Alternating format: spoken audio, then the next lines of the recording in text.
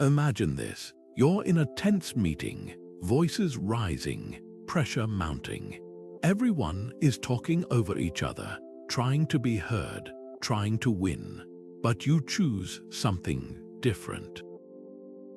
You stay quiet, you listen, you watch, and in that silence, something shifts. The room begins to look to you. Your calm becomes a magnet. Your restraint speaks louder than any argument. This isn't just a moment of quiet, it's a moment of power. This is the silence multiplier in action. Marcus Aurelius once wrote, "You have power over your mind, not outside events." Realize this, and you will find strength. That strength isn't found in adding more noise to the chaos. It's found in the deliberate, conscious choice to withdraw, to still the inner turmoil before engaging with the outer world. Stoicism teaches us that true authority doesn't come from having the loudest voice in the room. It comes from having the stillest mind. It comes from knowing precisely when to speak, when to act, and when to hold back, not out of fear or uncertainty, but out of profound self-mastery. This is the art of strategic silence, a practice deeply rooted in Stoic philosophy that transforms withdrawal from a sign of weakness into a relentless source of influence and control. Throughout this video, we'll explore how this ancient wisdom applies directly to your life today. We'll break down the key principles: discernment, knowing when your words will serve and when they will subtract; emotional regulation, using pause to respond rather than react; and the strategic use of silence itself as a tool to deepen your impact and strengthen your presence. This isn't about becoming passive or disengaged. It's about becoming more effective, more centered, and more authoritative by mastering one of the most overlooked tools you already possess: your ability to choose silence over noise, clarity over confusion, and purpose over impulse. If you've ever felt talked over, rushed into a decision, or overwhelmed by the noise of modern life, what you're about to learn will shift how you see your own power. Let's begin. In Stoicism, withdrawal isn't weakness, it's wisdom. It's a conscious, deliberate choice to pause or step back, not out of fear or avoidance, but to reclaim clarity, composure, and ultimately, command over a situation. This isn't about running away, it's about choosing the most effective ground on which to stand. At its core, this practice is deeply tied to one of Stoicism's most powerful frameworks: the dichotomy of control. The Stoics remind us that while we cannot control external events, the words others say, the unexpected challenges that arise, the opinions people hold, we always have control over our own judgments, our impulses, and our responses. Strategic withdrawal is the practical application of this principle. It is the act of redirecting your energy away from what you cannot change and pouring it into what you can: your own perspective, your emotional state, and your next most virtuous move. The philosopher Epictetus, a former slave who knew a great deal about power dynamics, urged us to carefully choose our battles. He taught that we must discern what is truly ours to manage and what is not. He said, "We must not believe the many who think that only free men ought to be educated, but we should rather believe the philosophers who say that only the educated are free." True freedom and true authority comes from this inner education, from knowing when to engage and when to preserve your peace. Imagine a leader in a high-stakes boardroom conflict. Tensions are flaring, accusations are flying. The easy, reactive path would be to jump into the fray, to defend, to assert dominance through volume. But a leader grounded in Stoic practice might do the opposite. They might lean back, consciously quiet their own urge to retaliate, and simply observe. In that strategic withdrawal, they are not giving up power, they are exercising the highest form of it. They are gathering information, allowing the emotional storm to pass, and creating the space necessary to make a decision based on reason, not on pride or anger. That pause prevents a reactive decision that could damage relationships or derail the entire project. Now, bring this into your own life. Can you recall a recent conversation or disagreement where you felt that immediate, burning urge to speak? Perhaps you fired back a sharp email, interrupted to make your point, or rushed to justify your position. Replay that moment. Did speaking in that heated instant actually improve the situation, or did it add more fuel to the fire? That's the exact crossroads where strategic withdrawal becomes your most potent tool. It's the wisdom to understand that sometimes the most powerful thing you can do is nothing at all. To temporarily withdraw your words, to master the impulse, and in doing so, to hold onto your authority rather than handing it over to the chaos of the moment. Where does real authority come from? Is it in the title you hold, the number of people you manage, or the volume of your voice? Stoicism offers a radically different answer. True authority, the kind that feels unshakable and commands genuine respect, doesn't come from any external source. It is cultivated from within, rooted in the quality of your character and the depth of your self-mastery. And one of the most potent, yet often overlooked, tools for building this inner authority is the conscious, deliberate practice of silence. This isn't about being mute or passive. It's about creating a space between the world's demands and your response, a space where your true character can form and act from a place of virtue rather than a need for approval. The Stoics placed immense value on this internal foundation. They taught that seeking validation from others is a fragile way to live.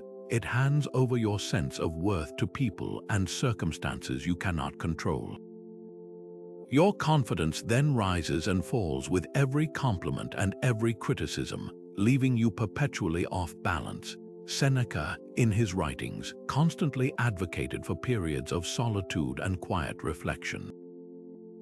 He saw these moments not as loneliness but as essential opportunities for honest self-examination. In his moral letters, he advised retreating into yourself to converse with your own mind, to question your impulses, and to strengthen your resolve. This practice of turning inward, away from the noisy chorus of external opinions, is how you begin to hear your own voice clearly. It's how you discover what you truly value, independent of what everyone else is chasing. This self-knowledge becomes the bedrock of your authority. When you know who you are and what you stand for, you no longer need to announce it constantly. Your presence communicates it. Consider a modern professional scenario. Picture two managers in a brainstorming meeting. The first manager speaks immediately on every topic, eager to demonstrate their knowledge and assert their position. Their contributions are frequent but often reactive and underdeveloped. The second manager spends most of the meeting listening intently. They are fully present, absorbing the discussion, weighing different perspectives. When they do choose to speak, it's after a considered pause. Their words are measured, insightful, and they synthesize the best ideas in the room, adding a crucial piece of clarity that moves the entire group forward. Who in that room commands more genuine authority? It's rarely the loudest voice. It's the one who listened, who processed, and who then spoke with purpose.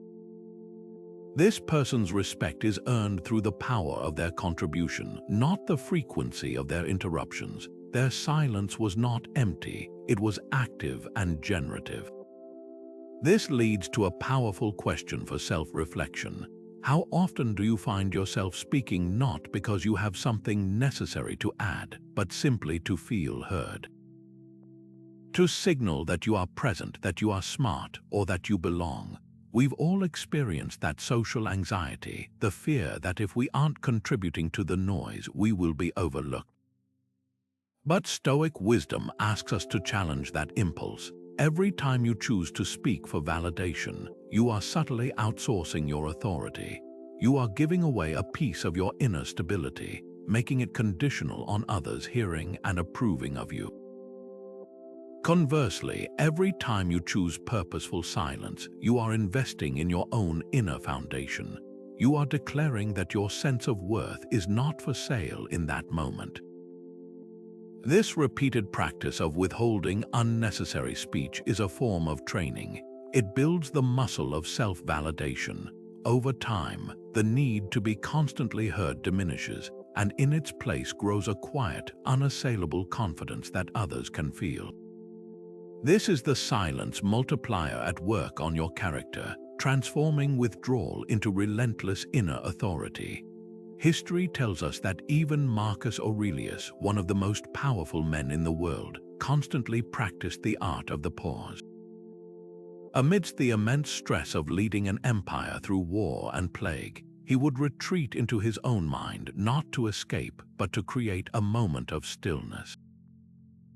In his personal writings, he described this as stepping back into his inner citadel, a mental space of clarity that no external chaos could penetrate. He wasn't suppressing his emotions, he was creating the necessary distance to understand them. This is the very heart of Stoic emotional regulation. The Stoics did not see emotions as enemies to be destroyed. Instead, they viewed them as initial impressions, raw data that arrives at our doorstep, often unannounced and uninvited. The critical mistake is to immediately obey these impressions, to let them dictate our words and actions without first subjecting them to the light of reason. The space between that initial impression and our final response is where our freedom and our power truly reside.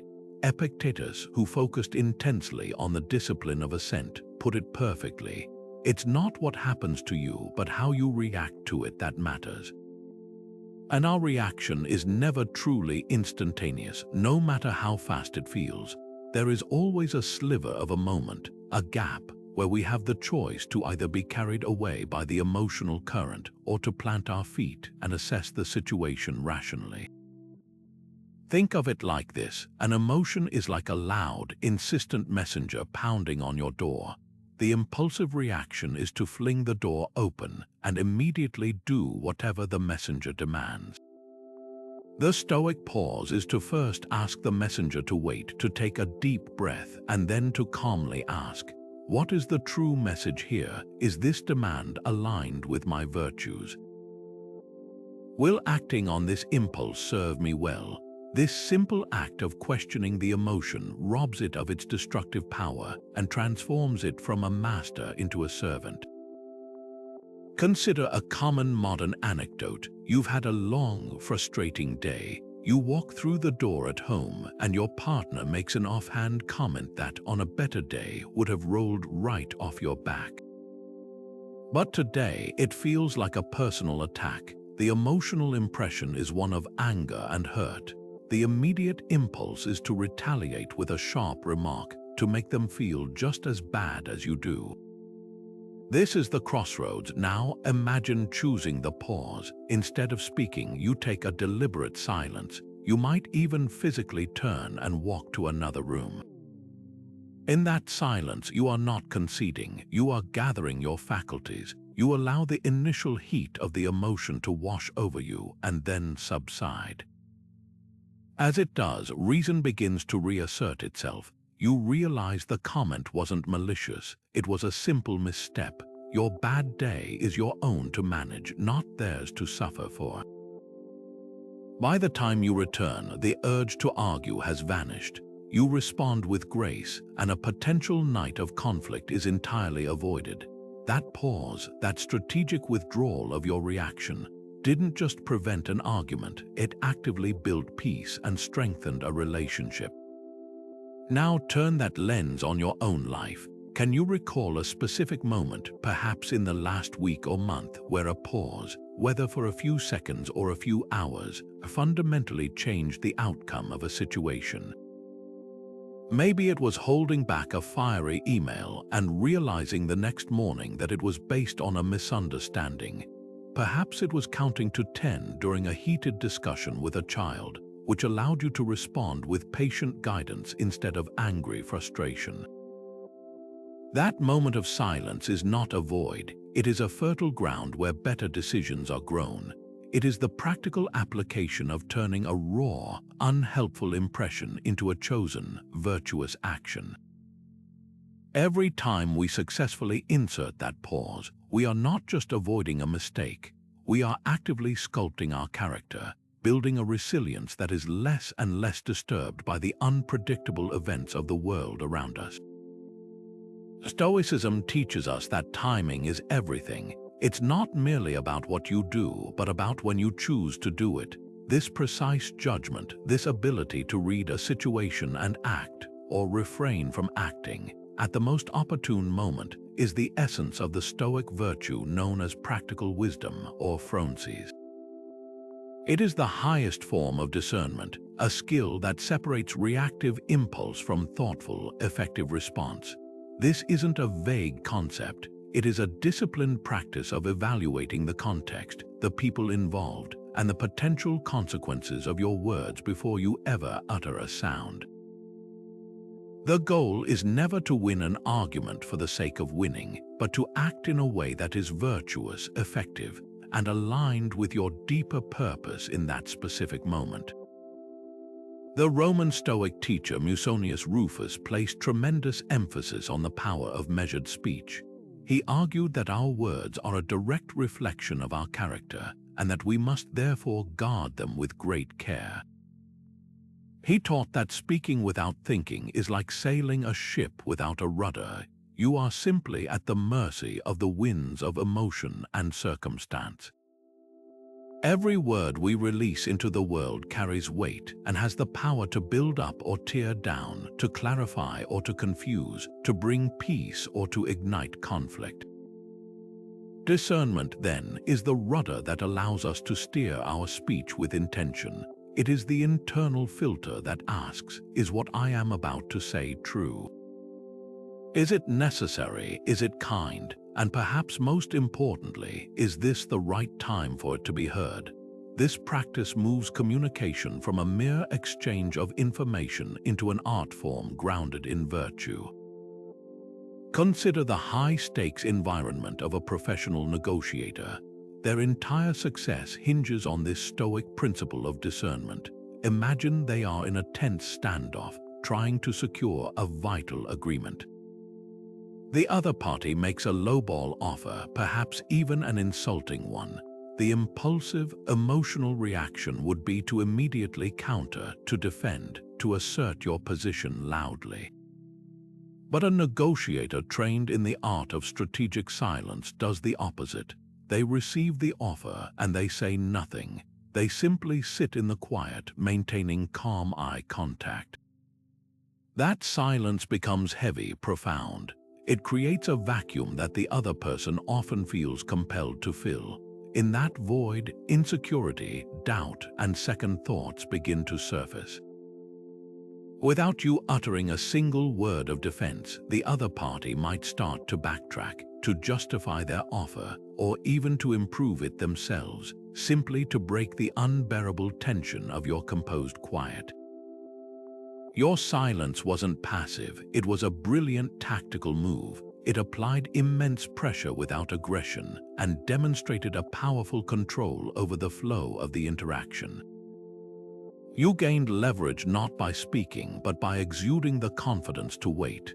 This skill translates directly into every facet of daily life, far beyond the negotiation table. It applies in conversations with your spouse, discussions with your children, meetings with colleagues, and even in your own internal self-talk. The constant challenge is to move from being a person who simply waits for their turn to talk to becoming a person who genuinely listens to understand. Active, intentional listening is the other half of discernment. It is how you gather the information needed to make that crucial judgment about when to speak and what to say. When you truly listen, you hear not just the words being spoken, but the emotions behind them, the unspoken fears, the hidden assumptions. This depth of understanding allows your eventual response, when you choose to give it, to be exponentially more insightful, compassionate, and effective. Take a moment now to turn this lens inward. Look at your own interactions over the past week. Can you identify areas where your default setting was to speak rather than to listen?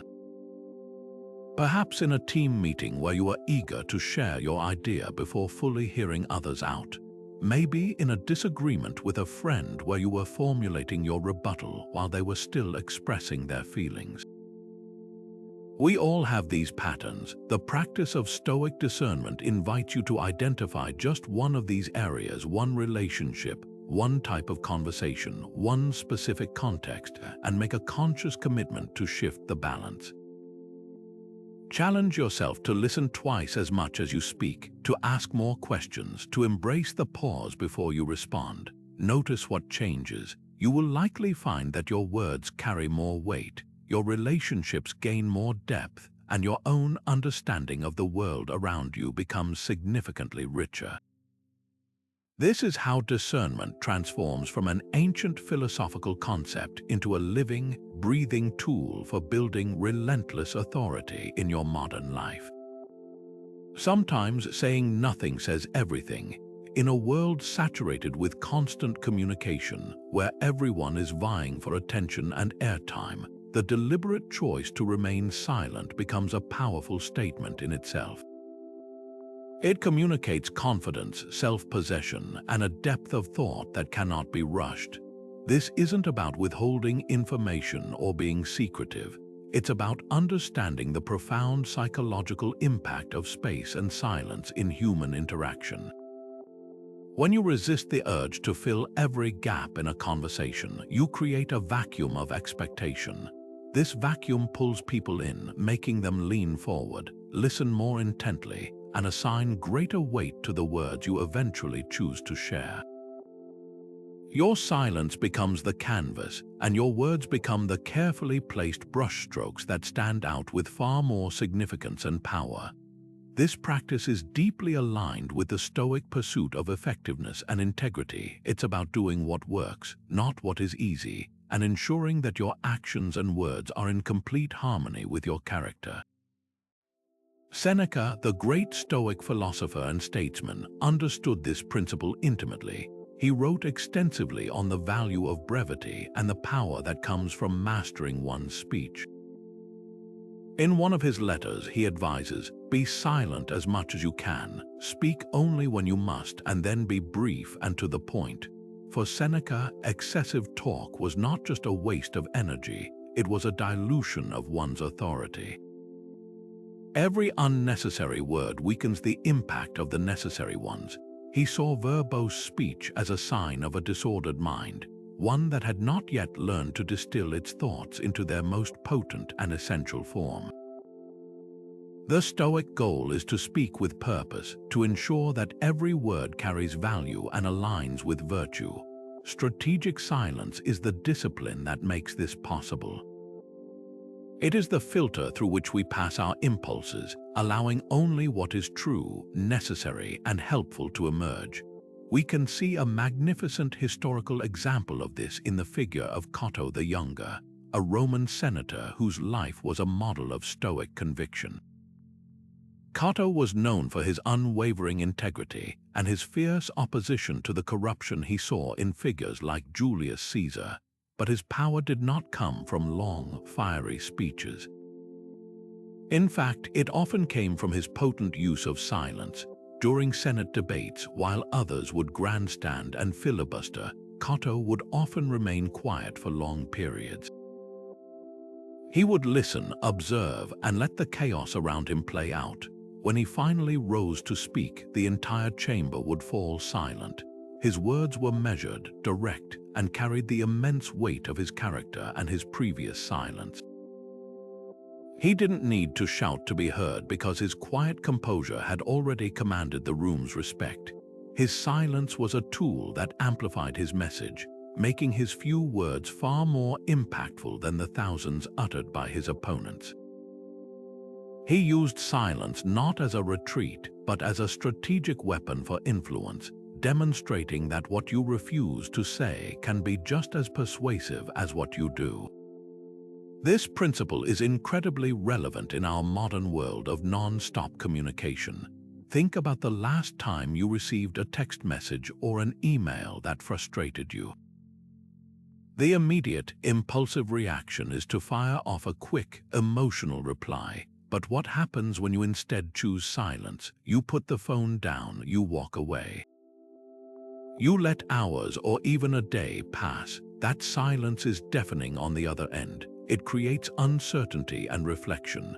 When you finally do respond, your message will be calmer, more reasoned, and far more powerful. Your delayed, thoughtful response demonstrates control and forces the other person to engage with your logic rather than your emotion. In a meeting, after presenting a key idea, try pausing instead of immediately justifying it further. Let the idea hang in the air, allowing others to absorb it and come to their own conclusions. Often, they will sell themselves on your idea without you having to say another word.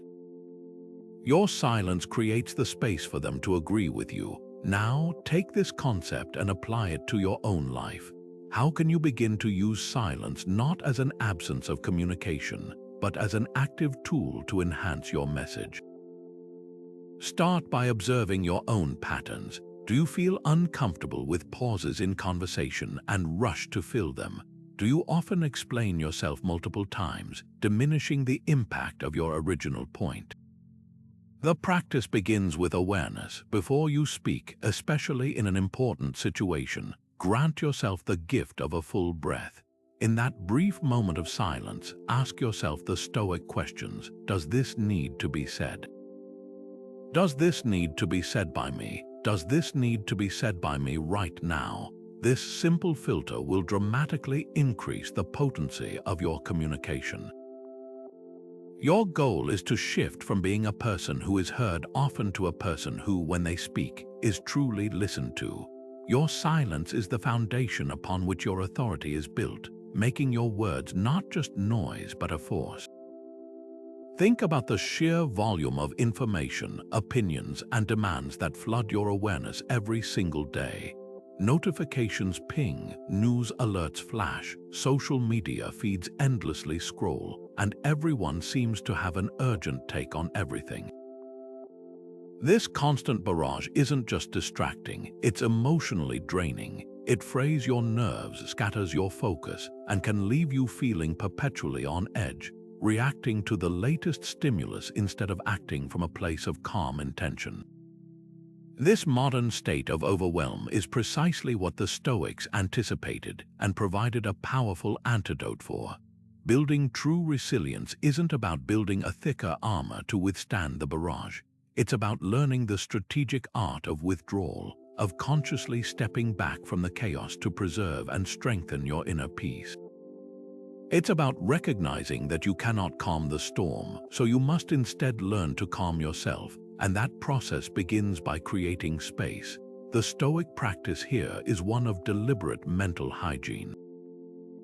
It is the active, daily work of creating a buffer zone between the external world's turbulence and your internal state of being. Marcus Aurelius, who managed the incredible pressures of leading the Roman Empire, constantly returned to this idea in his private journal, Meditations. He wrote, "You can retreat into yourself. No place offers more peace and solitude than your own soul, so constantly give yourself this retreat and be renewed." He called this the Inner Citadel, a fortified mental space you can withdraw into at any moment, a sanctuary of clarity that no external event can violate. This isn't about physically running away from your responsibilities. It is a mental and emotional withdrawal, a conscious uncoupling from the drama and noise that does not serve your virtue or your peace. By regularly visiting this inner citadel through moments of intentional silence and disconnection, you are not being avoidant. You are performing essential maintenance on your core self, ensuring that when you do engage with the world, you are doing so from a place of strength, not depletion. Consider a practical, everyday example, the workplace gossip chain. Imagine you're in the break room and a colleague eagerly starts dissecting someone else's personal life, trying to pull you into the drama. The easy, automatic path is to lean in, to listen, to maybe even add a comment of your own. It feels engaging, it feels social, but the Stoic practice of resilience asks for a different response. It asks for a polite but firm withdrawal. You might simply say, "I try not to get involved in that kind of thing," and change the subject, or even physically excuse yourself from the conversation. In that moment, you have done something profoundly powerful.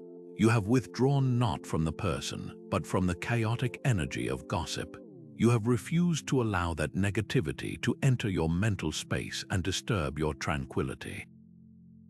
That single act preserves your emotional energy. It prevents the subtle anxiety that comes from participating in something that feels misaligned, and it reinforces your own self-respect. You leave that interaction feeling lighter, more integrated, and more in control of your own emotional environment. This builds resilience because each time you successfully withdraw from a source of external chaos, you are effectively doing a rep for your emotional strength muscle. You are proving to yourself that you are not a passive receptacle for whatever the world throws at you. You have agency. You can choose what you engage with. Over time, this practice creates a deep, unshakable confidence in your ability to maintain your equilibrium no matter how turbulent things get on the outside. The chaos loses its power to hook you because you have consistently demonstrated to yourself that you can simply choose not to bite. So, take a moment for a personal audit. Look at your daily life. What are the specific sources of noise and drama that consistently drain your energy and pull you away from your center? Is it the constant scroll of social media commentary? The 24-hour news cycle of negativity? Certain conversations that always leave you feeling agitated? Identify just one. Now, make a plan for a strategic withdrawal. It could be turning off news notifications on your phone, muting a toxic social media group, or setting a boundary with a friend who tends to thrive on drama. This isn't an act of weakness, it is a strategic retreat to higher ground from which you can observe the chaos without being swept away by it. How can you grow if you never stop to reflect? It's a simple question that strikes at the core of any meaningful personal development. Growth isn't something that happens to you passively as time goes by. It is the direct result of intentional, honest self-examination. And this process of looking inward, of truly seeing your own thoughts and actions with clarity, requires one essential ingredient that is in desperately short supply in our modern world: silence. Not just the absence of noise, but a purposeful, protected quiet where you can finally hear your own mind. The Stoics didn't see this as a luxury or an occasional retreat. They built it into the very architecture of their daily lives as a non-negotiable practice for anyone seeking to live a virtuous and improved life. This is where the Silence Multiplier works on your own character, transforming simple quiet into the engine of your evolution. The most famous Stoic practice for this is the evening review, a ritual of deep reflection championed by philosophers like Seneca.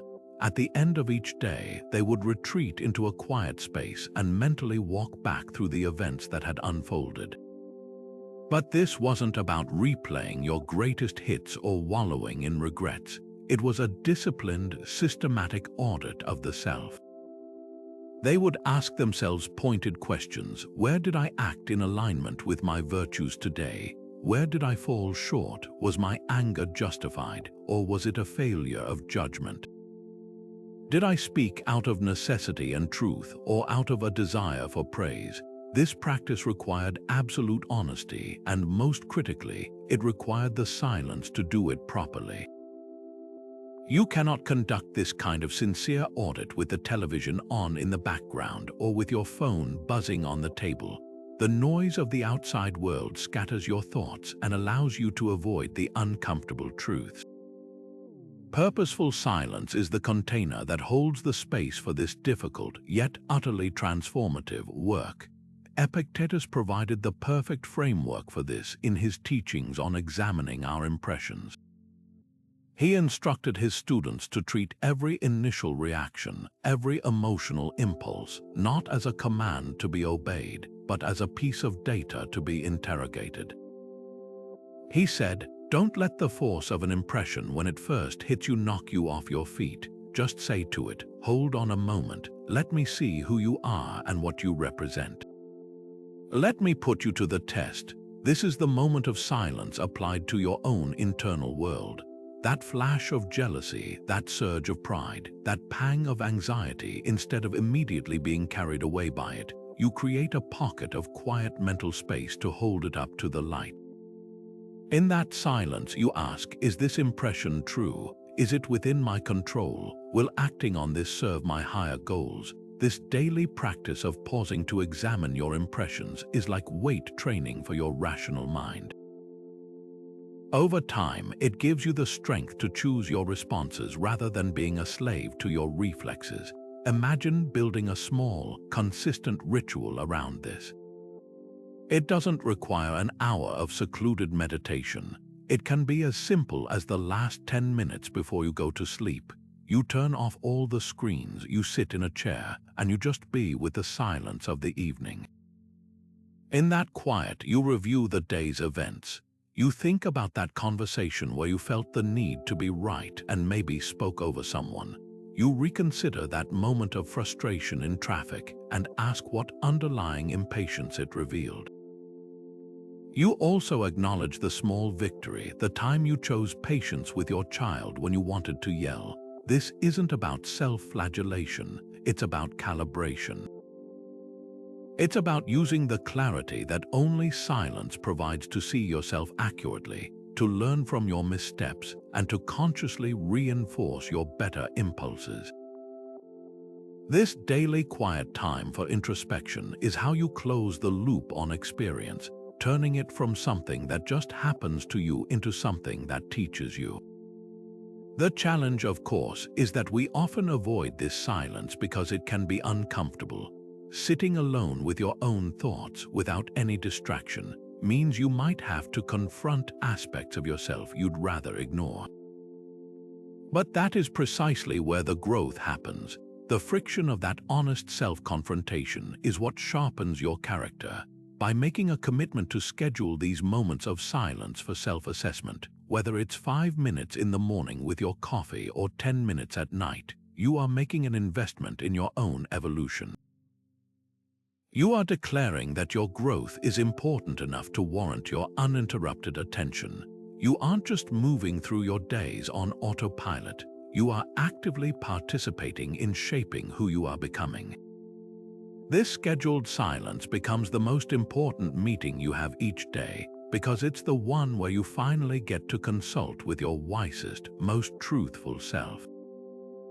Not every battle is worth fighting. In fact, most aren't. The Stoic pursuit is not victory in petty disputes, but a life of virtue, harmony, and inner peace. Engaging in every minor squabble, correcting every insignificant error, or defending your ego against every perceived slight is a massive drain on your most precious resources, your time, your energy, and your tranquility. This is where tactical silence becomes your most reliable shield. It is the conscious, deliberate choice to disengage from the cycle of provocation and reaction, not because you are weak or afraid, but because you are wise enough to see that winning a trivial argument often means losing something far more valuable, your composure, a relationship, or your own self-respect. The Stoics prioritized what was truly good and aligned with nature, which for humans meant living rationally and socially. Unnecessary conflict is a failure on both counts. It is irrational, and it fractures the social bonds we are meant to nurture. Seneca, in his profound work on anger, offers timeless advice on this very point. He wrote, the greatest remedy for anger is delay. He urges us to step back to grant the initial impulse to retaliate a cooling-off period. But he goes even further, advising us to actively avoid the triggers of quarrels in the first place. He suggests, the best plan is to reject straightway the first incentives to anger, to resist its very beginnings, and to take care not to be betrayed into it. This isn't about suppressing emotion, it's about strategic preemption. It's recognizing that the most effective way to win a fight is to never step into the ring at all. By choosing silence at the critical moment, you are not conceding the point. You are making a superior point about what you value. You are demonstrating that your peace and the health of the relationship are more important than being right. Imagine a classic domestic scenario. You've had a long, taxing day. You walk into the kitchen and your partner, who has also had a demanding day, snaps at you about leaving a dish in the sink. The comment is sharp, unfair, and feels like an attack. The raw human impulse is to snap back, to list your own grievances, to defend yourself and make them see how wrong they are. This is the fork in the road. Now apply the Stoic pause. Instead of firing back, you take a breath and offer silence. You might simply nod or offer a neutral, non-committal, okay. You refuse to take the bait. In that moment, your silence acts as a circuit breaker. It halts the escalating emotional voltage. Your partner, likely expecting a defensive retort, is met with calm. Often, this unexpected response alone is enough to diffuse the entire situation. They might even catch themselves, realize their tone was harsh, and apologize. Your tactical silence prevented a full-blown argument over a dish, preserved the evening, and protected the harmony of your home. You chose the virtue of harmony over the vice of pride. Now turn this lens on your own life. Cast your mind back over the past few weeks. Can you identify a specific, minor conflict that, in hindsight, was entirely unnecessary? Perhaps it was a heated online debate in a comment section that left you agitated for hours. Maybe it was a disagreement with a colleague about a trivial process that escalated into personal tension. Or possibly a moment with a family member where you both dug in your heels over something that didn't truly matter in the grand scheme of things. Replay that moment. What would have happened if, instead of engaging, you had simply chosen silence? Not a stormy, resentful silence, but a calm, deliberate one, a silence that communicated, "This is not a battle I choose to fight." That single choice could have saved you significant emotional energy and preserved a positive connection. Every time we avoid an unnecessary conflict through tactical silence, we aren't just avoiding a negative, we are actively investing in a positive. We are conserving our energy for the battles that truly matter, the ones that align with our deepest values and make a real difference in our lives and the lives of others. We often wear multitasking like a badge of honor, boasting about our ability to juggle emails, messages, and work all at once. But in reality, this constant division of our attention is a profound dilution of our power. It creates a life of continuous partial focus, where we are everywhere at once but never truly anywhere. The Stoic antidote to this modern malaise is not to try and manage the noise, but to consciously and strategically withdraw from it. This practice of reducing distractions isn't just about getting more work done. It's about reclaiming the quality of your engagement with life itself. It's about trading a scattered awareness for a deep, commanding presence in each moment, which is the very essence of Stoic mindfulness. Marcus Aurelius constantly reminded himself of this need for singular focus. In his meditations, he wrote, "Concentrate every minute like a Roman, like a man, on doing what's in front of you with precise and genuine seriousness, tenderly, willingly, with justice." That phrase, "concentrate every minute," is the key. He isn't talking about a vague intention to focus. He is prescribing a minute-by-minute practice of bringing your entire being to the task immediately before you, whatever it may be. For a Roman emperor, this might have meant giving his full attention to a matter of state. For you, it might mean giving your full attention to the report you're writing, the conversation you're having with your child, or even the taste of your morning coffee. This is the practice of being fully present. It is a form of withdrawal because it requires you to pull your attention back from the dozen other things clamoring for it and place it entirely on this one thing. In that act of conscious retrieval, you find not just efficiency, but a deeper sense of purpose and calm. Consider a simple, powerful example from modern life: the constant ping of smartphone notifications. Each alert, a new email, a social media like, a news headline, is designed to hijack your attention. It creates a tiny but significant interruption, pulling your mind away from your immediate task and into a different world. The cognitive cost of these constant context switches is enormous. Studies show it can take several minutes to fully regain deep focus after each interruption. Now imagine applying the Stoic principle of withdrawal. You decide to turn off all non-essential notifications for set periods during your day. When you sit down to work on an important project, you might even put your phone in another room. This isn't a rejection of technology, it is a strategic withdrawal from its most distracting elements. The result is not just increased productivity. The real result is a qualitative shift in your experience. You find yourself immersed in your work, entering a state of flow where ideas come more easily and time seems to expand.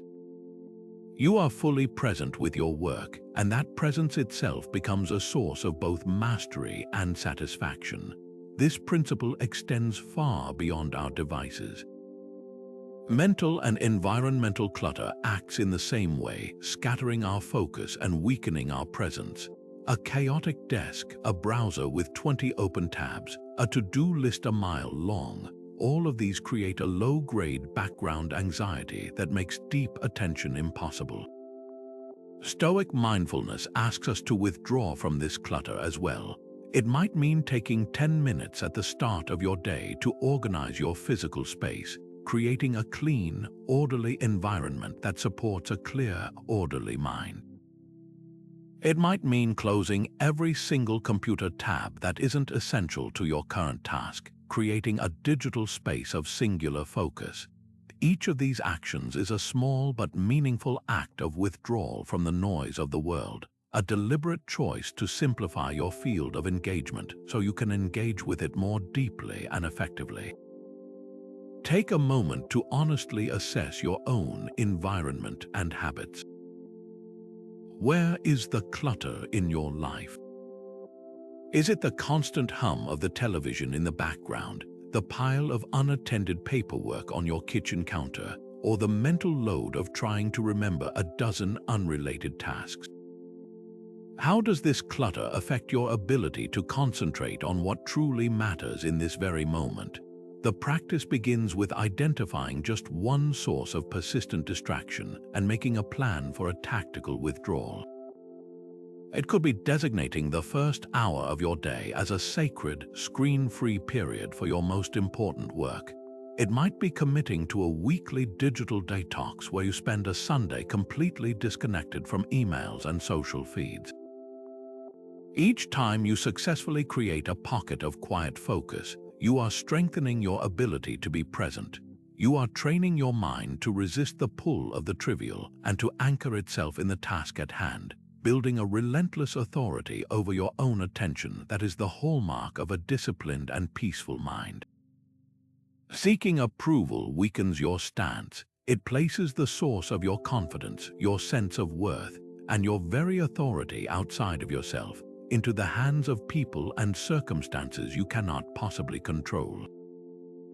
The Stoic ideal stands in direct opposition to this fragile way of living. It calls for a radical shift inward toward building a self-sufficient authority that is immune to the fickle winds of external opinion.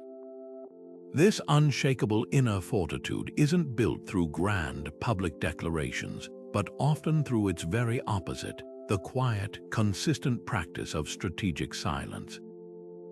When you choose to withhold your need for a reaction, when you refuse to seek the applause or dread the criticism, you are actively transferring the source of your validation from the outside world to your own internal compass. Your silence becomes the training ground where you learn to trust your own judgment above the noisy chorus of everyone else's. Epictetus, who understood the corrosive nature of seeking external validation better than most, offered incredibly practical advice on this front. He drew a clear line in the sand, instructing us to radically accept that the opinions of others belong firmly in the category of things outside our control. He famously said, "If anyone tells you that a certain person speaks ill of you, do not make excuses about what is said of you, but answer, 'He was ignorant of my other faults, else he would not have mentioned these alone.'" This isn't false humility or a call to self-deprecation. It is a brilliant mental maneuver to disarm criticism entirely. By agreeing with it or even exaggerating it, you completely rob it of its power to hurt or control you. You demonstrate to yourself most of all that another person's opinion is merely their impression, their data point. It is not a verdict on your character unless you choose to accept it as one. Your silence in the face of both praise and criticism is the physical manifestation of this understanding. It is you choosing not to engage with a feedback loop that is fundamentally irrelevant to your own mission of living virtuously.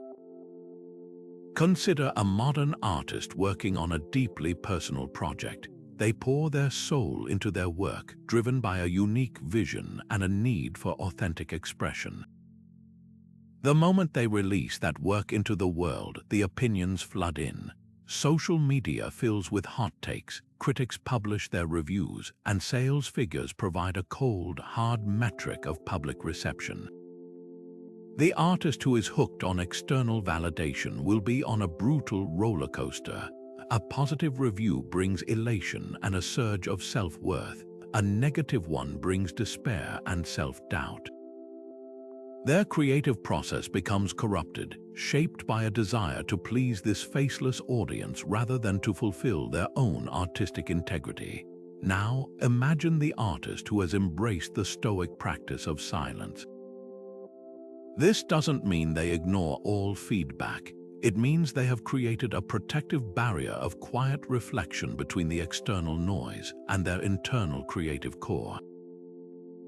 They may choose to simply not read reviews. They might limit their engagement with social media commentary. Their silence is a deliberate withdrawal from the arena of public opinion. This allows them to process any useful feedback on their own terms, from a place of calm self-assurance, and to discard the rest without it ever touching their sense of purpose. Their validation comes from the act of creation itself, from knowing they were true to their vision.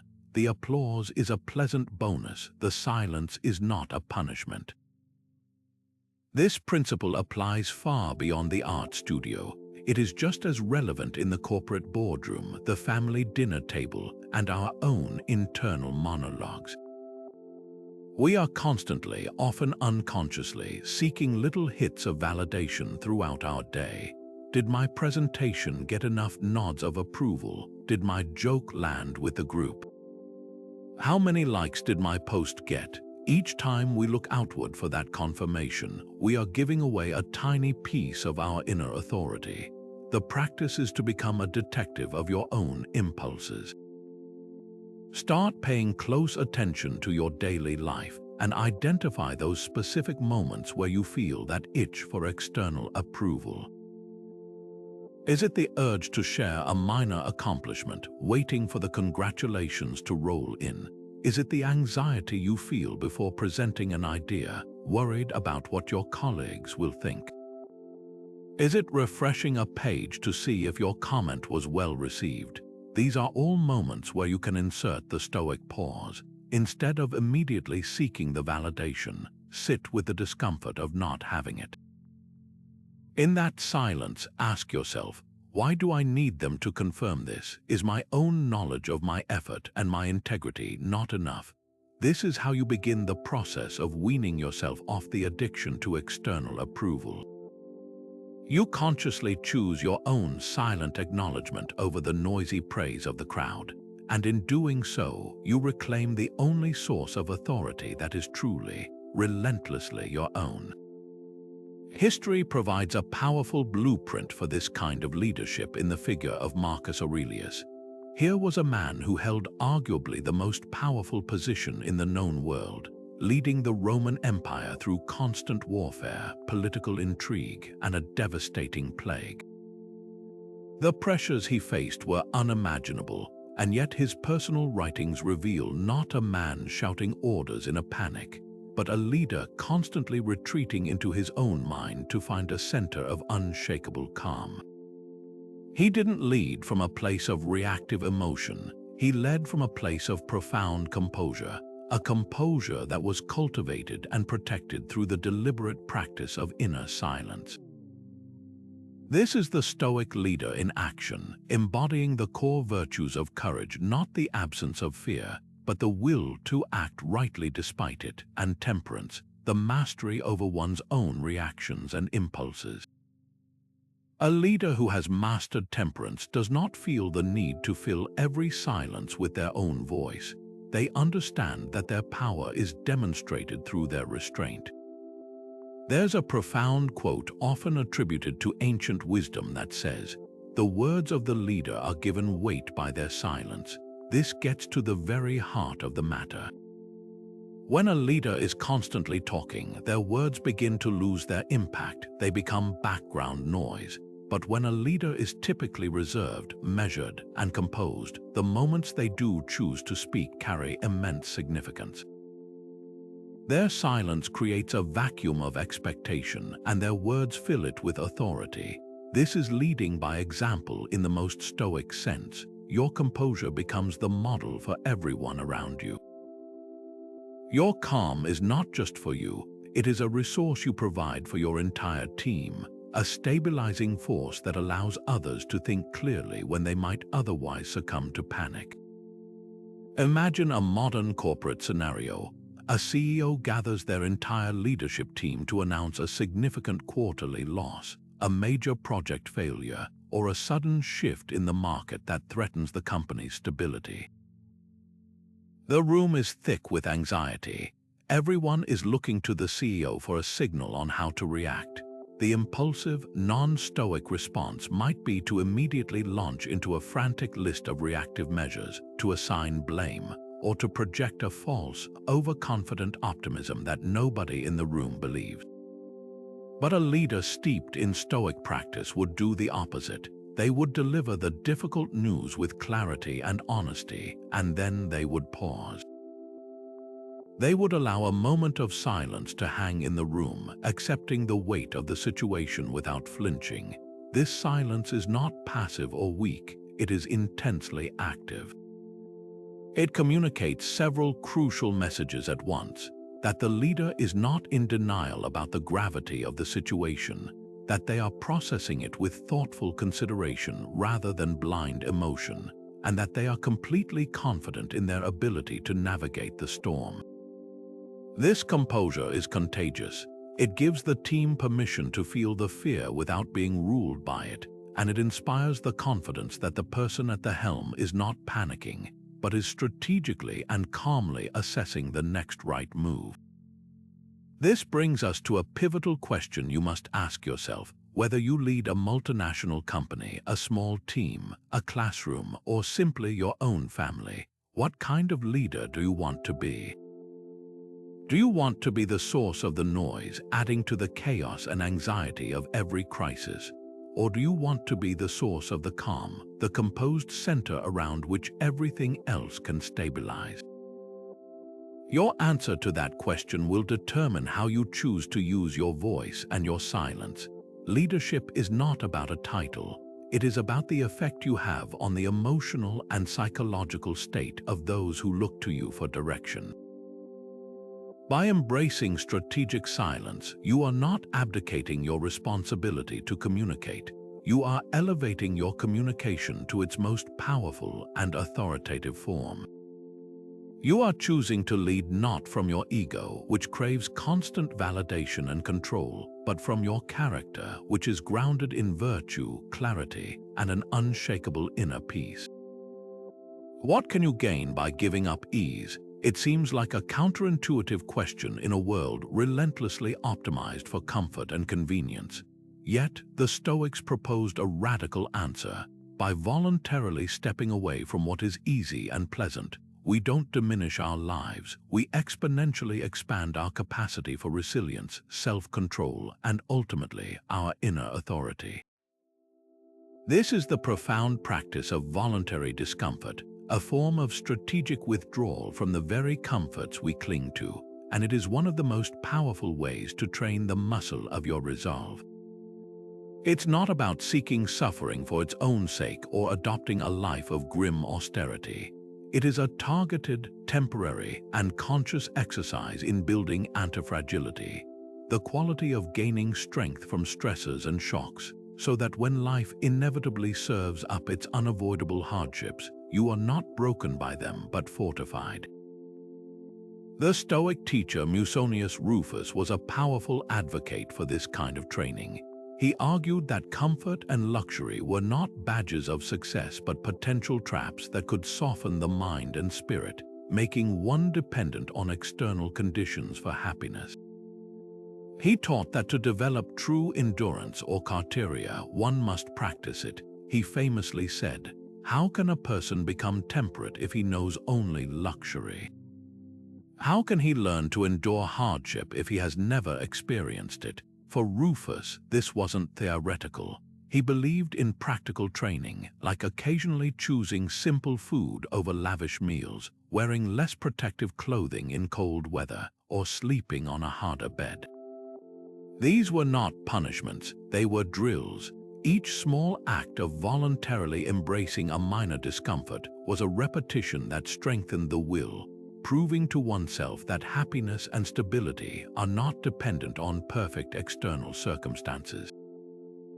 It is the ultimate application of the dichotomy of control. You cannot control the world, but you can absolutely control your response to it. And by practicing your response to small, self-imposed challenges, you prepare yourself for the large, unforeseen ones.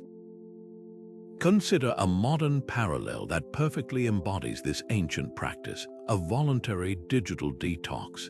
In our hyper-connected world, the constant stream of information, entertainment, and social validation is a profound comfort. Our smartphones are a pacifier for the modern mind, offering an immediate escape from any moment of boredom, anxiety, or slight discomfort. The thought of turning it off for a day or even a few hours can feel genuinely unsettling to many. This is precisely why doing it is such a potent act of Stoic training. When you choose to power down your devices and sit with the silence, you are not just disconnecting from the internet, you are reconnecting with yourself. The initial itch to check for notifications, the slight boredom, the FOMO, these are all minor discomforts. By voluntarily sitting with them and resisting the impulse to flee back to the comfort of distraction, you are doing a set of reps for your prefrontal cortex. You are building the mental toughness to tolerate discomfort without being controlled by it. You are proving that your peace of mind does not require external stimulation. This simple act of withdrawal from digital ease builds a core of resilience that will serve you in countless other areas, giving you the authority to choose your focus rather than having it chosen for you. This practice invites a deeply personal application. It asks you to look at the infrastructure of your own life and identify the comforts you may have become unconsciously dependent upon. Perhaps it's the habit of hitting the snooze button and sacrificing a purposeful morning for a few more minutes of warm sheets. Maybe it's the automatic reach for junk food when stressed, using taste to numb an emotion rather than addressing it. It could be the constant background noise of music or podcasts that prevents you from ever being alone with your own thoughts. The goal is not to eliminate these things permanently, but to consciously break your dependence on them through periodic, voluntary withdrawal. Choose one comfort just for a day or a week and give it up. Notice the urges that arise, the rationalizations your mind creates to end the discomfort, and sit with that feeling. Each time you do, you are depositing a small amount of strength into your inner reserve. You are building the unshakable knowledge that you are the one in command of your choices, not your cravings or habits. This self-imposed hardship, however small, is the forge where relentless resolve is shaped, preparing you to meet the world not with fragility, but with unassailable authority. Look around at modern life, and you'll see a curious and pervasive energy, a gravitational pull toward drama. It's in the outrage-fueled news cycles, the gossipy group chats, the social media pile-ons, and the office politics that turn minor issues into major sagas. This drama-seeking behavior is like emotional quicksand. It promises engagement and excitement, but ultimately only pulls you down into negativity and distraction. The Stoic response to this ubiquitous pull is not to fight it or reform it, but to simply and decisively step away from it. They offer us a profoundly effective shield for our peace of mind, the strategic, deliberate choice not to engage. This is silence employed not as a retreat, but as a powerful form of protection against the toxic influences that seek to hijack our attention and disturb our inner equilibrium. This practice is deeply rooted in the core Stoic principle of focusing only on what is within our sphere of virtue, our judgments, our actions, our responses. Everything else, including the opinions, actions, and dramatics of other people, is classified as an external, an indifferent over which we have no real control, and which therefore deserves none of our moral or emotional energy. Engaging with drama is the ultimate misplacement of effort.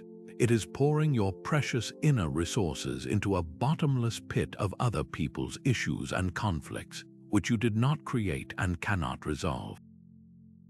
The Stoic advice is to conserve your energy for what truly matters, your own character and your own virtuous path. By not engaging, you are not being passive, you are being actively selective, choosing to invest your presence only in arenas where it can actually make a positive difference.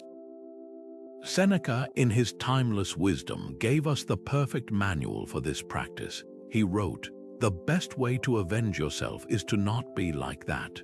But he went even further, offering a more direct instruction for handling provocation.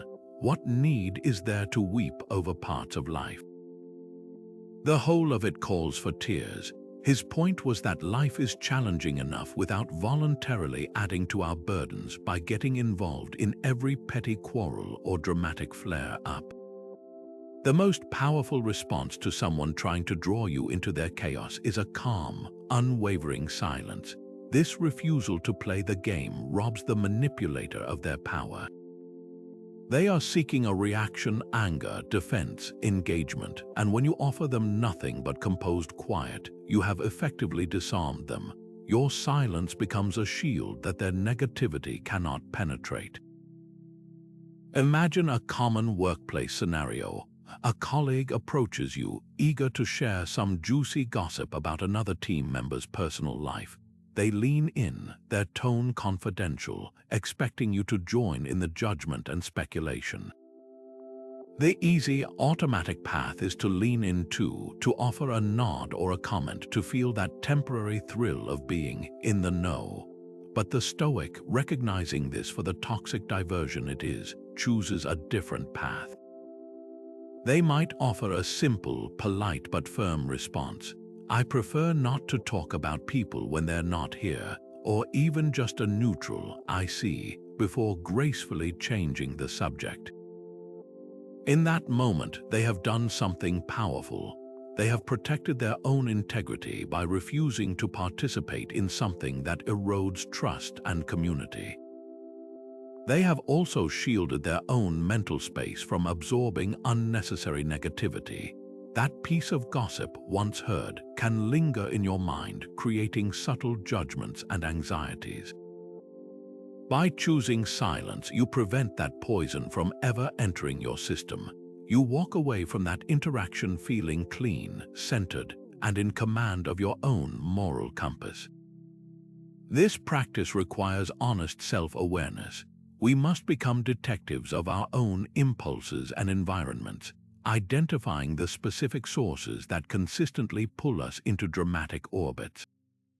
It's different for everyone. For some, it might be a particular family group chat that constantly devolves into arguments over politics. For others, it could be a friend who always has a new crisis and demands your emotional involvement in their latest drama. It might even be a habit of scrolling through certain social media feeds that you know will leave you feeling angry, anxious, or inadequate. The first step is to simply notice what interactions or environments consistently leave you feeling drained, agitated, or off-center. These are your personal drama zones. Once identified, the next step is to plan your strategic withdrawal. This isn't about a dramatic confrontation or a grand declaration. It is about a quiet, consistent enforcement of your own boundaries. It might mean muting that group chat for a week and noticing how much calmer you feel. It could involve gently deflecting a dramatic friend's attempts to pull you in by saying, "That sounds really difficult for you, but I'm not sure I'm the best person to advise on this." It could be the decision to unfollow a social media account that thrives on controversy. Each time you successfully withdraw from a source of drama, you are doing more than just avoiding a single negative interaction.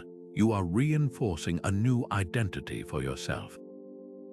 You are building the neural pathway that says, "I am a person who values peace over gossip, clarity over chaos, and my own peace of mind over the temporary thrill of being in the know." This repeated practice fortifies your inner citadel, making you increasingly immune to the toxic influences that once easily pulled you off center. Clarity comes in stillness. It's a truth that feels almost counterintuitive in a culture that prizes rapid-fire analysis, instant feedback, and the constant hum of collaborative input. We're conditioned to believe that the best decisions are made by gathering more data, seeking more opinions, and thinking faster. But the Stoics understood a deeper, more nuanced reality.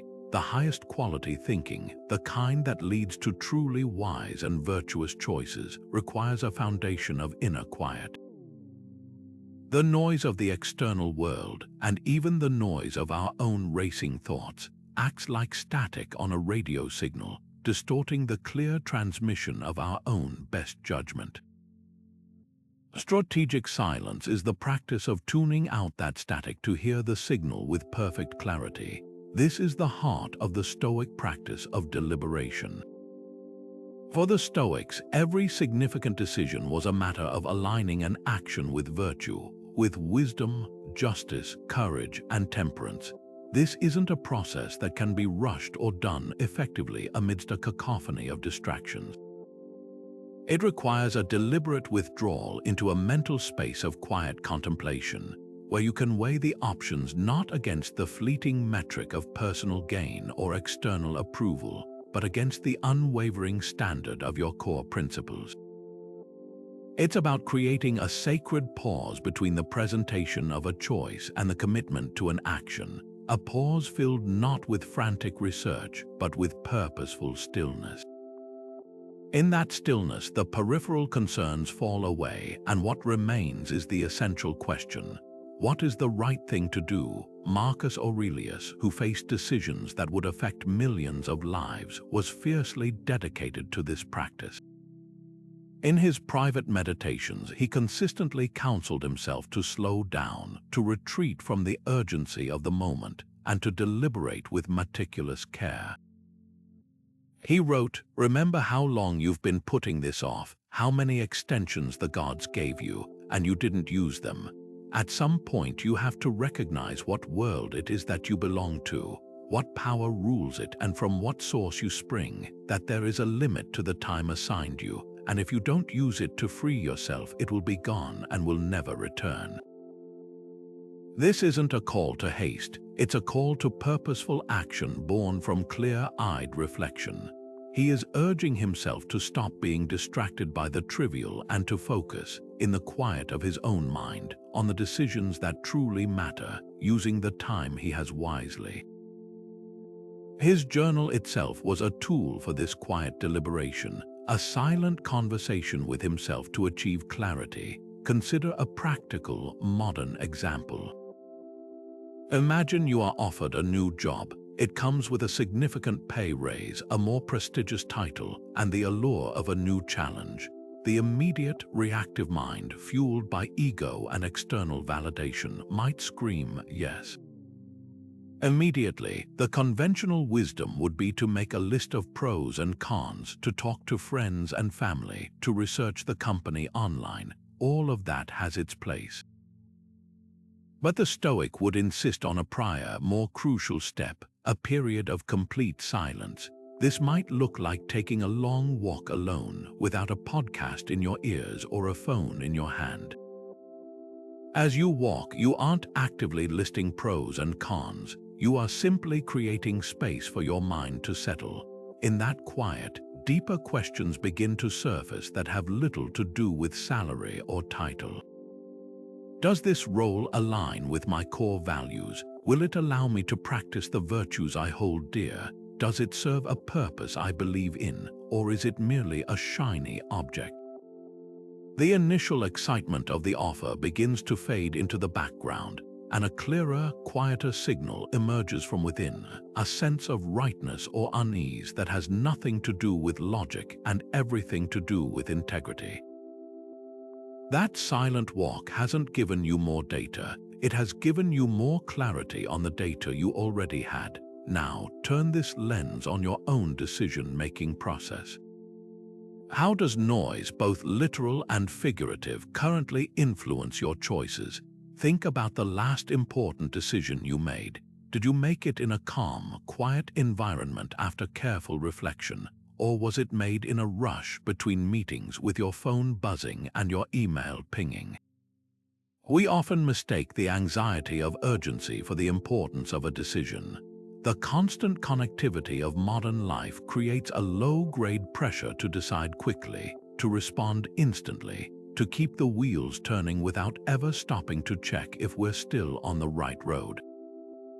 This noise doesn't just distract us, it actively shapes our choices toward the reactive, the short-term, and the externally validated.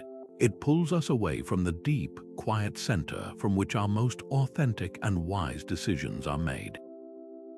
By consciously introducing silence into your process, even just 5 minutes of sitting quietly before responding to a difficult email or making a consequential call, you are not delaying a decision.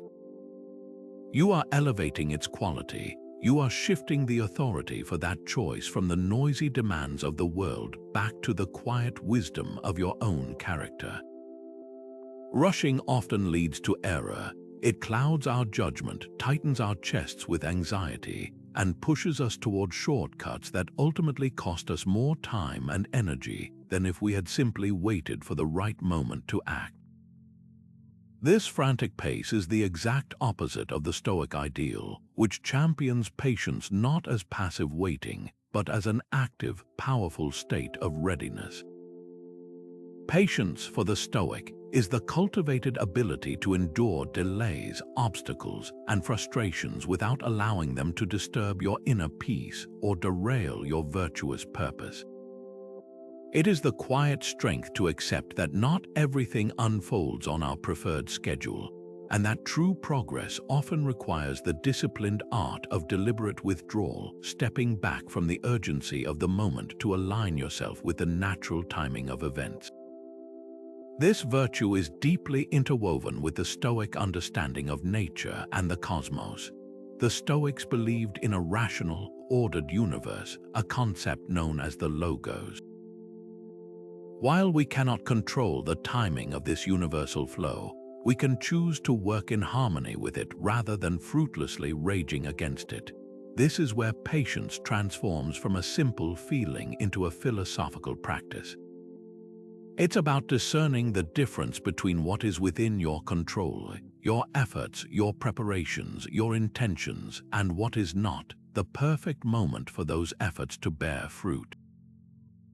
By withdrawing your anxious energy from trying to force an outcome before it's time, you are not giving up. You are focusing your power where it can actually make a difference, on your own readiness and character, while patiently trusting the process. Epictetus, who focused intensely on the discipline of desire, offered profound guidance on this very point. He taught his students to align their wishes with the natural order of things, saying, "Don't demand that events happen as you wish, but wish that they happen as they do happen, and your life will go well." This is the essence of Stoic patience. It is not a grim resignation to fate, but a wise and willing acceptance of reality's timeline. It is the conscious decision to want what the universe is offering in this very moment, even if that offering is a period of waiting. When you stop fighting the delay and instead use it as an opportunity for further preparation or quiet reflection, you cease to be a victim of timing and become its collaborator. Your deliberate withdrawal from impatient striving is in fact an active participation in a larger, wiser rhythm. Imagine a scenario from the business world. An entrepreneur has developed a brilliant product and is eager to launch.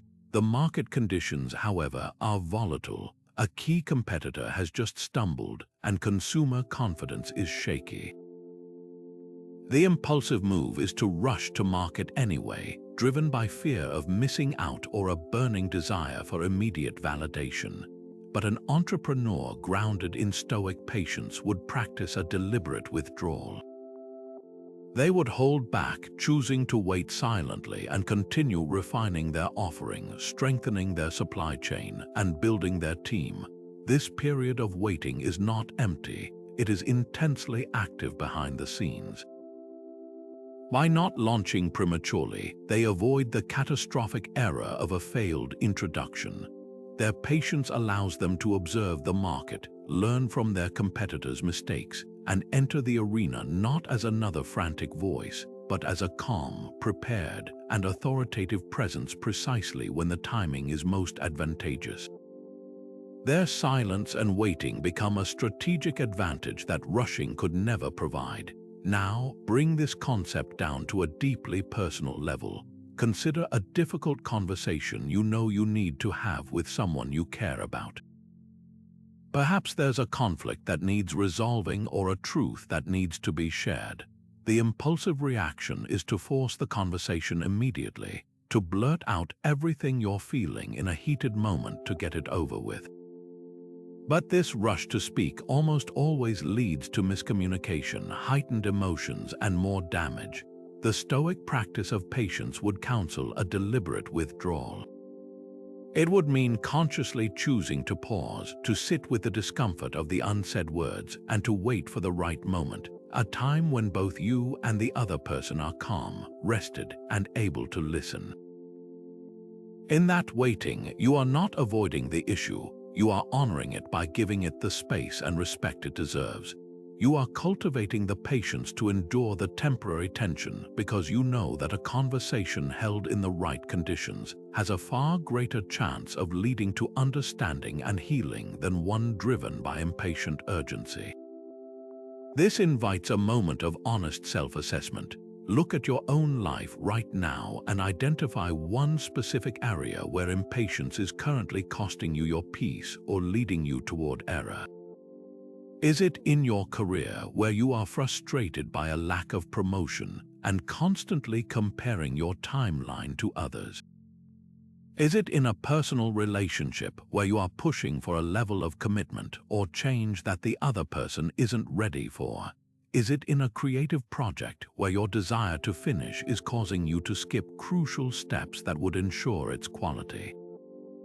Pinpoint that single area. Now ask yourself, what would it look like to apply a deliberate withdrawal here? What if, instead of pushing, you paused? What if you redirected your energy from anxiously obsessing over the outcome to calmly improving your own readiness for when the opportunity does arrive? This shift from impatient force to patient preparation is where you reclaim your authority over the situation. It is the understanding that sometimes the most powerful action is a conscious, purposeful, and trusting inaction. What message does your silence send? In a world that often equates communication with the sheer volume of words, the spaces between our sentences can carry a meaning far more profound than anything we might actually say. Stoicism teaches us that true character is not revealed in our speeches, but in our actions and our choices, and that includes our conscious choice to withhold speech. This unspoken communication is not an empty void. It is a canvas upon which we paint our confidence, our self-control, and our intentions with the bold strokes of restraint. When you master the art of purposeful silence, you are not failing to communicate. You are communicating at a higher level, demonstrating that your authority comes from a place so secure it doesn't require constant validation through noise. This philosophy is powerfully echoed by Seneca, who consistently argued that our deeds are the ultimate measure of our character. He wrote, "A great mind becomes a great fortune." No, a great fortune becomes a great mind. No again. Then what? A mind that is great is a great fortune. He expands on this, urging us to let our actions speak for the quality of our minds, advising, "Let us say what we feel and feel what we say. Let speech harmonize with life." For Seneca, a person whose words are few, but whose actions are consistent and virtuous commands a respect that no silver-tongued orator can ever achieve. The Stoic ideal is to achieve such harmony between your principles and your conduct that your very presence communicates your integrity, making excessive explanation unnecessary. Your silence in this context becomes a testament to your alignment with this ideal, a quiet confidence that your actions will ultimately tell the story better than your words ever could. Consider the dynamics of a high-stakes business meeting. The room is filled with competing voices, each person vying for influence, trying to prove their value through the frequency and force of their contributions. Now picture one individual who remains largely quiet. They are not disengaged, their posture is attentive, their eye contact is steady, and they are actively listening, processing every word. When a controversial point is raised, instead of immediately jumping into the debate, they simply allow a moment of silence to settle over the group. This pause is heavy with intention. It signals that they are considering the idea deeply, weighing it with seriousness, and not merely reacting. When they do finally speak, their words are measured, insightful, and cut directly to the heart of the matter. Their preceding silence has amplified the impact of their contribution, giving it a gravity that the more frequent comments lack. This confident silence communicates a powerful message. I do not need to speak to know I belong here. My value is not determined by my airtime, but by the quality of my thought when I choose to share it. This person is not just participating in the meeting, they are commanding it through their composure.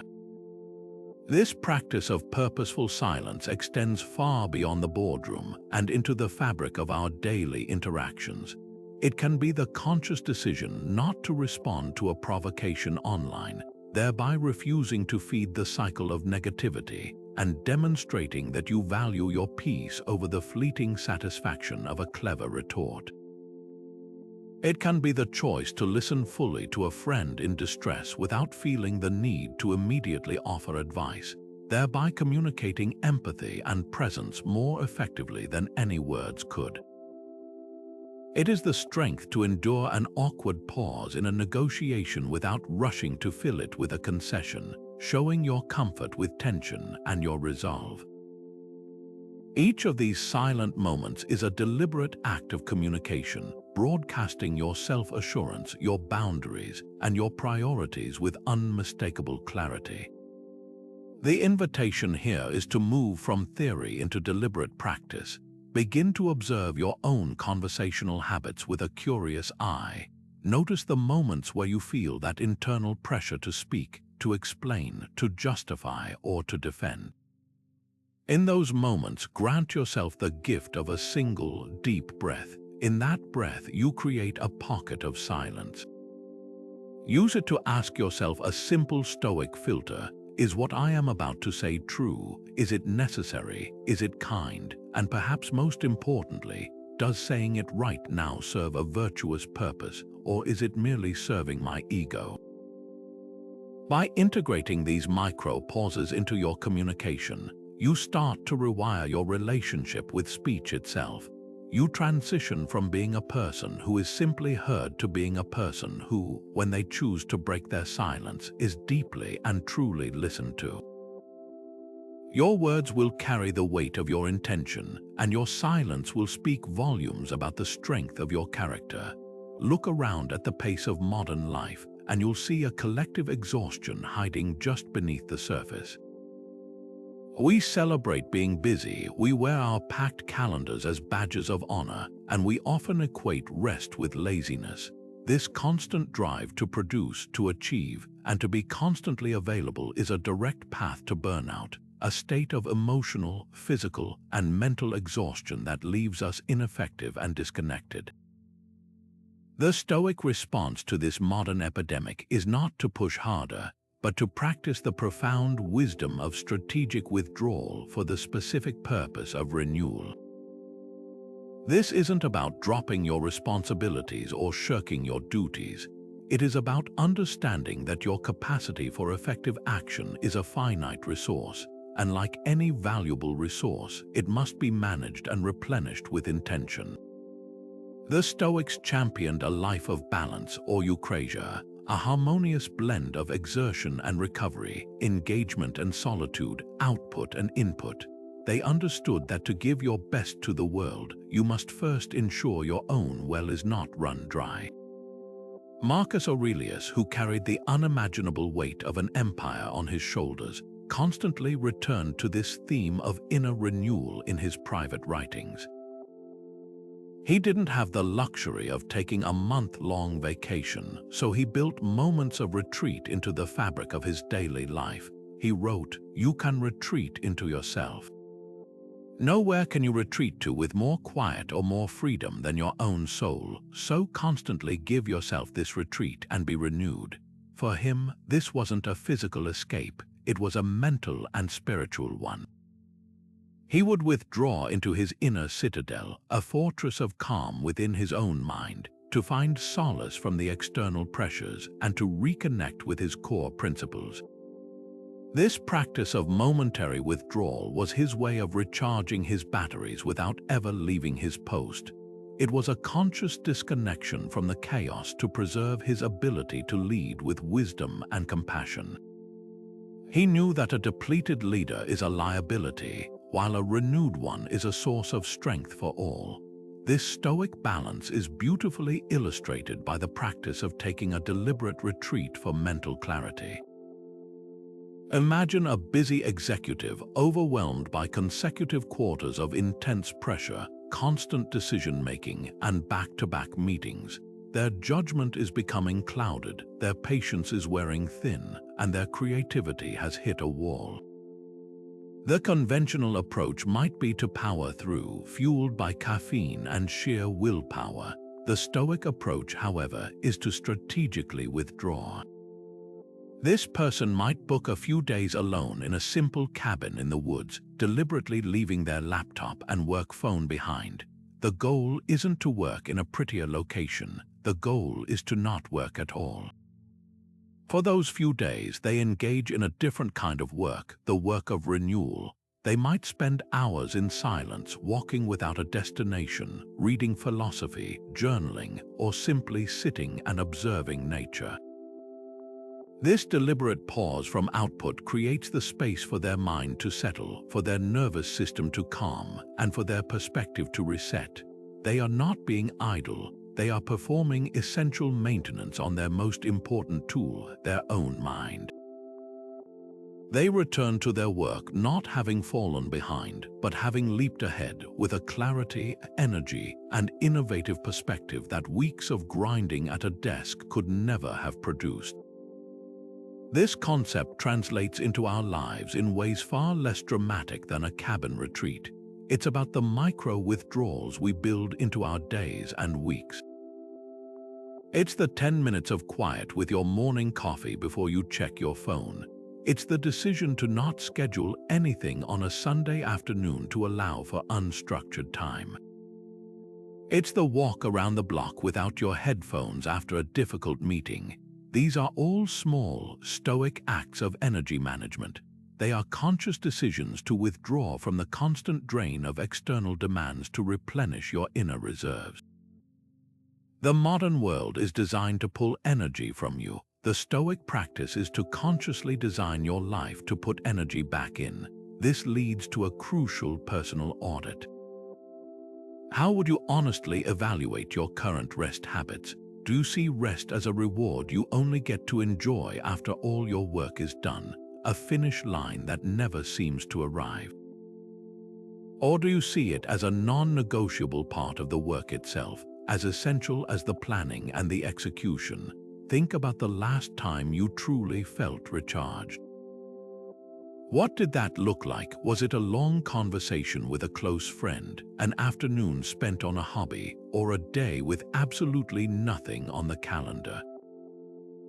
Now contrast that with how you typically spend your downtime. Does it often default to mindlessly scrolling through a screen, which often leaves you feeling more drained than before? The difference is critical. Stoic renewal is about intentional, conscious recharging, not passive numbing.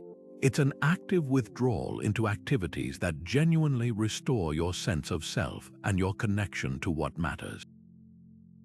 By auditing your habits, you can begin to replace energy-draining distractions with life-giving pauses, transforming your daily routine into a sustainable cycle of action and recovery that fuels relentless, long-term effectiveness. Your silence can define your boundaries. In a world that constantly demands our attention, energy, and emotional investment, the conscious choice to not respond, to not engage, is one of the most powerful and underutilized tools for establishing and maintaining the personal limits that protect our peace and integrity. This practice is not about being rude or dismissive. It is a profound act of Stoic self-respect, a declaration that your time, your focus, and your inner tranquility are valuable resources that you alone have the authority to guard. It is the ultimate application of prioritizing virtue, in this case, the virtue of justice towards yourself over the fleeting and often draining approval of others. By strategically withdrawing your response, you are drawing a clear line in the sand, not with words of conflict, but with the eloquent power of quiet restraint. This philosophy is perfectly captured by Epictetus, who constantly directed our attention to the only thing we truly control, our own judgments and actions. He advised, remember, it is not the person who insults you or attacks you who harms you, but the view you take of these things as being harmful. So whenever someone irritates you, realize that it is your own opinion that has irritated you. He expands on this, urging us to focus our energy only on what is within our sphere of choice, which includes what we choose to engage with. When we understand that our peace is our own responsibility, we stop feeling obligated to answer every demand, to fix every problem, or to entertain every opinion that comes our way. Our silence becomes the physical manifestation of this understanding, a calm, unshakable refusal to allow external chaos to dictate our internal state or command our precious resources. Consider a practical, everyday scenario. Imagine a colleague at work who consistently makes unreasonable last-minute requests, dumping tasks on your desk that are far outside your responsibilities and would require you to stay late or sacrifice your planned personal time. The impulsive, people-pleasing response might be to sigh inwardly but say, "Yes, anyway," sacrificing your own boundaries to avoid a moment of awkwardness or potential conflict. But each time you do this, you erode your own self-respect and teach others that your limits are negotiable. Now, apply the Stoic practice of boundary setting through silence. The next time such an unreasonable demand arrives via email or message, you do not respond immediately. You let the request sit. This pause is not passive-aggressive. It is a deliberate space for you to reaffirm your priorities and for the requester to potentially solve the problem themselves. If they follow up, you might respond with a simple, polite but firm message. "I won't be able to take that on as my focus is committed to other priorities." You offer no long justifications or apologies that could be negotiated. Your initial silence and your brief, unemotional response together form an impenetrable boundary. You have communicated your limit not through a heated argument, but through calm, unequivocal action. This kind of response, rooted in the quiet confidence of your own worth, commands a respect that lengthy explanations never could. This practice extends far beyond the workplace into every corner of our lives. It can look like not responding to a text message that arrives at 10 p.m. When you have designated that time for rest and family, it can be the choice to not engage in a heated political debate at a family gathering, thereby protecting the harmony of the event and your own emotional energy. It can mean muting a group chat that has become a source of negativity rather than connection. In each case, your silence is not a void, it is a clearly marked territory. It says, "This is where I end and that begins. This is what I will accept and this is what I will not." It is the most elegant form of saying no. Now, turn this lens inward for a moment of honest reflection. Where in your life do you currently feel a sense of resentment, exhaustion, or frustration that often follows an interaction? These emotional signals are frequently the direct result of porous or non-existent boundaries. Perhaps it's with a family member who feels entitled to your time without regard for your schedule.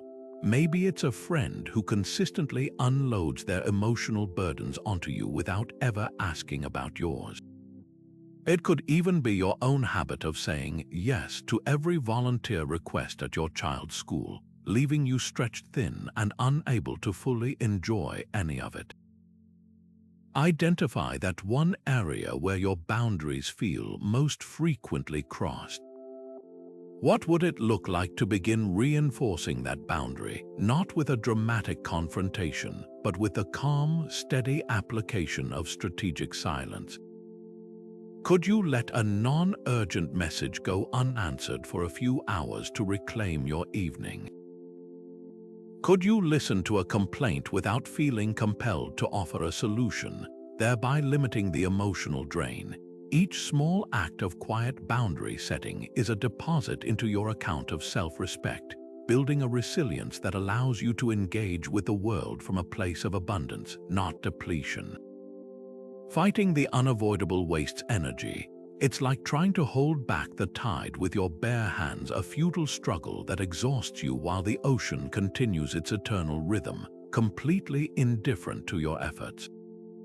This is where the Stoic practice of silence transforms from a tool for influence into a profound act of wisdom, the quiet, internal acceptance of what simply cannot be changed. This isn't about passive resignation or a defeatist attitude. It is the active, courageous art of giving your conscious assent to reality, exactly as it is, so that you can stop wasting your precious inner resources on a battle you cannot win and redirect them toward what you can actually influence, your response.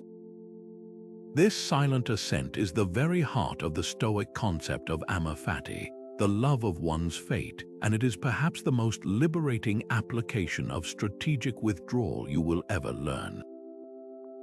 Marcus Aurelius, who faced more uncontrollable events than most, offered the perfect mantra for this practice. He wrote, "A blazing fire makes flame and brightness out of everything that is thrown into it." This is the essence of amor fati. It is the decision to become that fire, to not just grudgingly accept the obstacles and losses that life throws at you, but to welcome them as fuel for your own inner transformation. He is not saying you should be happy about misfortune. He is saying that by accepting it without internal complaint, you prevent it from breaking you and instead use it to forge a stronger, more resilient self. Your silent acceptance is the first step in that alchemical process. It is the moment you stop arguing with reality and instead open yourself to learning from it, to finding the hidden opportunity for virtue within the challenge itself. This quiet inner shift changes everything. The event itself may not change, but your relationship to it is transformed from one of resistance to one of engagement. Consider a powerful, relatable example. Imagine an athlete who has dedicated their entire life to their sport. They are on the cusp of the Olympics, their lifelong dream, when a severe, irreversible injury shatters that possibility in an instant. The external event, the injury and the end of that specific dream, is entirely outside their control. The initial, raw human response would be one of deafening internal noise, rage, despair, self-pity, and a relentless mental loop of "why me?" This internal struggle is a natural part of grief, but if it continues indefinitely, it becomes a prison. The Stoic practice would be to consciously introduce a period of silent acceptance. This doesn't mean they instantly become happy about the injury. It means that after the initial wave of emotion, they choose to sit in quiet reflection and consciously give their assent to this new, painful reality. In that silence, they stop fighting the unfairness of it. They might even mentally say, "This has happened, I cannot change it, my energy will not be spent on wishing it were otherwise." This silent acceptance is the circuit breaker that stops the draining cycle of resistance. From that place of quiet clarity, a new question can emerge. Given that this has happened, what is the next right thing for me to do? This might lead them to coach younger athletes, to commentate on the sport, or to find a completely new passion. The loss is still real, but it no longer defines them. Their silent acceptance of the unchangeable past has freed them to build a meaningful future. This practice is available to you in challenges far less dramatic than an Olympic dream ending. It applies to the missed promotion you were sure you'd get, the rainy day that ruins your outdoor plans, the traffic jam that makes you late for an important meeting, or the stubborn cold that lingers for a week. In each of these moments, you face the same choice: to spend your energy on internal grumbling, complaining, and mental arguments against reality, or to withdraw that energy through a moment of silent acceptance. The frustration of the traffic jam doesn't disappear, but your internal war with it does. You can then use that reclaimed mental energy to listen to an audiobook, call a friend, or simply enjoy a few minutes of quiet thought. The event itself is neutralized as a source of distress because you have withdrawn your resistance to it. Now, bring this concept into your own life with absolute immediacy. Identify one current challenge, large or small, that you find yourself mentally fighting against.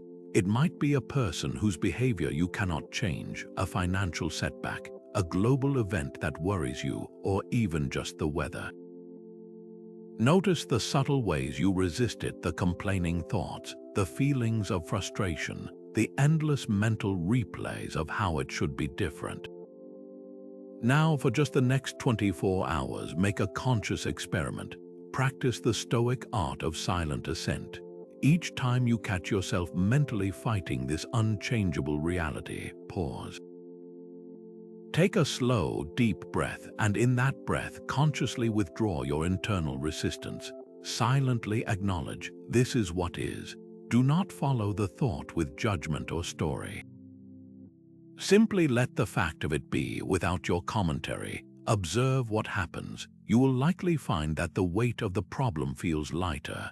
The mental space that was once occupied by noisy resistance is now free for clearer thinking and more purposeful action. You are not giving up. You are growing up into a person who meets reality on its own terms and chooses their response from a place of quiet, unshakable authority. How well do you really listen? Not just waiting for your turn to talk, not just formulating your rebuttal while the other person is still speaking, but truly listening with the full intention of understanding the person behind the words. This deep, empathetic form of listening is not a passive skill. It is an active practice of Stoic virtue, specifically the virtue of justice. In Stoicism, justice isn't merely about fairness in a legal sense. It is about giving each person and each thing its due. And what do we owe to another human being who is sharing a piece of their mind or heart with us? We owe them our full, undivided attention. We owe them the justice of being heard, of being received without immediate judgment or interruption. This is where intentional silence becomes your most powerful tool for connection. It is the space you consciously create, not for yourself, but for the other person to feel safe enough to unfold their true thoughts and feelings. There's a beautiful and often cited piece of wisdom that encapsulates this idea perfectly. We have 2 ears and 1 mouth so that we can listen twice as much as we speak. This simple proverb gets to the very heart of Stoic practice in communication. It's a reminder that our default setting should be one of receptive understanding, not assertive output. When we flip that ratio and speak more than we listen, we are essentially prioritizing our own perspective over the reality of the person in front of us. We are committing an injustice, however small, by not offering them the courtesy of a hearing. Intentional silence is the corrective to this imbalance. It is the disciplined choice to quiet your own internal monologue, your opinions, your advice, your own stories waiting to be told, to make room for someone else's. This act of withholding your own speech is not an empty pause. It is a generous gift of your presence. Consider the methodology of a skilled therapist. Their entire profession is built upon the foundational practice of deep listening. They are trained to use silence not as an awkward gap to be filled, but as a therapeutic tool. When a client shares something painful or difficult, a novice might be tempted to jump in immediately with reassurance or a solution, but an experienced therapist will often do the opposite. They will hold the space with a comfortable, attentive silence. This silence communicates several profound messages all at once. I am here with you in this. I am not afraid of your pain or your silence. I am giving you the time you need to find the words. There is no rush. In that quiet container, the client often feels safe to delve deeper, to access emotions and memories that a rapid-fire conversation would have glossed over. The therapist's silence is an active force that facilitates healing and self-discovery. It is the ultimate expression of giving the client their due, of serving justice to their experience by honoring its complexity, and wait without trying to immediately fix or diminish it. This practice is not reserved for clinical settings. It is desperately needed in our everyday interactions. Think about the last time you tried to share something that was bothering you with a friend or partner. Did they immediately jump in with their own similar story, effectively shifting the focus to themselves? Did they offer unsolicited advice before you had even finished explaining the situation? Or did they simply listen with quiet, supportive attention, making you feel truly seen and understood? The difference in those experiences is monumental. One leaves you feeling more alone, the other makes you feel connected and supported. You have the power to provide that gift of connection to others through your own intentional silence. It requires setting aside your ego, the part of you that wants to be seen as the solver of problems or the holder of similar experiences. It means trusting that your silent, fully present attention is often far more valuable than any words of wisdom you could offer.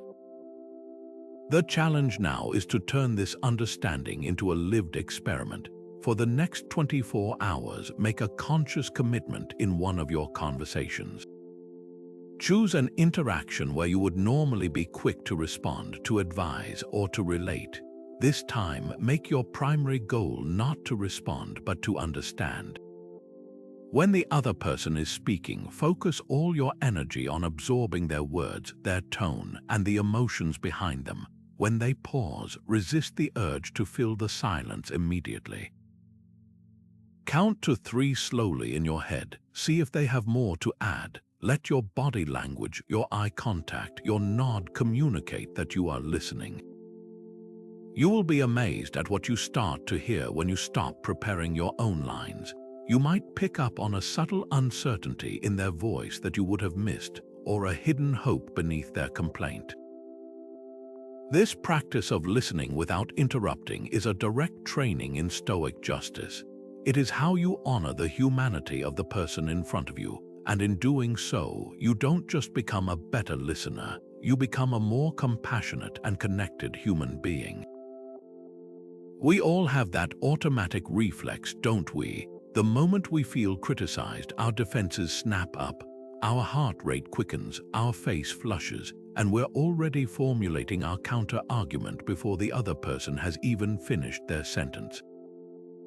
It's a primal, protective impulse, but in the modern world, this reactive defense often does more harm than good.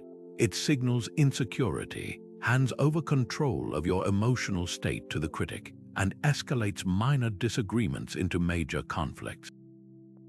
The Stoic response offers a radically different path, one that trades the heat of immediate reaction for the cool, unassailable power of composed silence. This isn't about suppressing your feelings. It's about subjecting the criticism to the light of reason before you ever decide on a response. It is the practice of treating the initial sting of an insult not as a command to fight back, but as a piece of data to be calmly evaluated. The Stoic process for handling criticism is a disciplined exercise in emotional detachment for the sake of clarity. When a negative comment lands, your first job is to simply pause. Create a buffer zone between the impression, the feeling of being attacked, and your assent to that impression. In that space of deliberate silence, you ask yourself a series of logical, not emotional, questions. Is this criticism true? Is it being offered by someone whose opinion holds weight in this area? Is it within my control to change what is being criticized? And perhaps most importantly, what is the intention behind the criticism? Is it offered constructively to help me improve, or is it meant solely to wound and provoke? By running the criticism through this internal filter, you transform it from a personal attack into an impersonal piece of information. You can then choose to accept the useful part with gratitude, discard the rest without malice, and never once lose your composure. Your silence becomes the arena where this entire rational process takes place, protected from the messy, public spectacle of a reactive outburst. Seneca, who wrote extensively on managing emotions like anger, provided the perfect blueprint for this. He advised the best answer to anger is silence. He expands on this idea, suggesting that when faced with an insult, the most powerful reaction is often no reaction at all. He said, to be wronged is nothing unless you continue to remember it. This gets to the very core of the Stoic view. The insult itself is an external event, a thing that happened. It only gains power and becomes a true wrong if you internally assent to it, dwell on it, and allow it to live rent-free in your mind, dictating your emotional state. Your silent, non-reactive response in the moment is your first and most powerful act of refusing to grant it that power. You are demonstrating, first to yourself and then to the world, that your sense of worth is not contingent on the opinions, however negative, of others. We can see a masterclass in this approach from a modern public figure who faced a relentless torrent of baseless attacks. Imagine a respected scientist who has just released groundbreaking but controversial research. Almost immediately, a vocal group on the internet launches a campaign against them, not critiquing their methodology, but attacking their character, their motives, and their intelligence with a flood of nasty comments and personal insults. The reactive path would be to engage, to fire off tweets defending their reputation, to do interviews calling out the critics, to get down in the mud and fight. But this scientist, embodying the Stoic response, chooses a different route. They remain publicly silent on the personal attacks. They do not acknowledge the noise. Instead, they continue to do what they do best. They speak at conferences, engage with serious academic peers who are debating the actual science, and publish further data. Their silence in the face of the baseless criticism is deafening. It draws a clear line between substantive, valuable discourse and meaningless noise. It communicates supreme confidence, as if to say, these attacks are so beneath me, so irrelevant to my work, that they are not even worthy of a response. Over time, this dignified silence makes the critics look small and unhinged, while the scientist's reputation for integrity and composure only grows. Their work, not their words of defense, becomes their ultimate answer. This practice invites a deeply personal reflection. How do you currently handle criticism, especially the kind that feels unfair or personal? Do you find yourself immediately crafting a defensive text message or email? Do you replay the critic's words over and over in your mind, letting them steal your focus and your peace? Or can you recall a time when you successfully took a breath and chose not to react, and how powerful that felt? Think about the last piece of criticism you received. Before you respond, or the next time you receive some, try inserting the Stoic pause. Let the initial emotional wave pass. Then, in the quiet that follows, dissect it with reason, not emotion. Ask the Stoic questions. You may find that 90% of it can be discarded without a second thought. For the remaining 10% that might contain a kernel of truth, your silent deliberation allows you to accept it with grace, not defensiveness, and to use it as fuel for genuine growth. This is how you transform criticism from a weapon used against you into a tool for your own development, all while maintaining an unshakable authority that comes from within. Your mornings shape your days. It's a truth we've all felt intuitively, that the initial hours after waking possess a unique, almost sacred quality, setting the emotional and psychological trajectory for everything that follows. The Stoics didn't just understand this, they ritualized it. They recognized that to navigate a world of chaos and external demand, you must first fortify your inner world. And there is no more potent time to build that fortification than in the quiet, undisturbed moments of the early morning. This is where the practice of morning silence transcends mere habit and becomes a profound act of intentional living, a daily withdrawal into your own mind to deliberately choose the person you will be for the next 16 hours, rather than letting the world's demands choose for you. This practice is deeply rooted in Stoic tradition. Marcus Aurelius, in his private meditations, consistently framed his days by beginning with clarity and purpose. Before the sun was even up, before the petitions and the problems of the empire landed at his feet, he would retreat into his thoughts. He didn't reach for a scroll of news or a list of urgent tasks. He reached for his principles. In his writings, he would remind himself of fundamental truths: what is within his control and what is not, the nature of the people he would likely encounter that day, and the virtues he aimed to embody regardless of their behavior. He famously wrote, "When you arise in the morning, think of what a precious privilege it is to be alive, to breathe, to think, to enjoy, to love." This wasn't fluffy optimism, it was a strategic realignment of his perspective. By starting his day with this quiet, grateful clarity, he was building an inner citadel so strong that the day's inevitable irritations and setbacks could not breach it.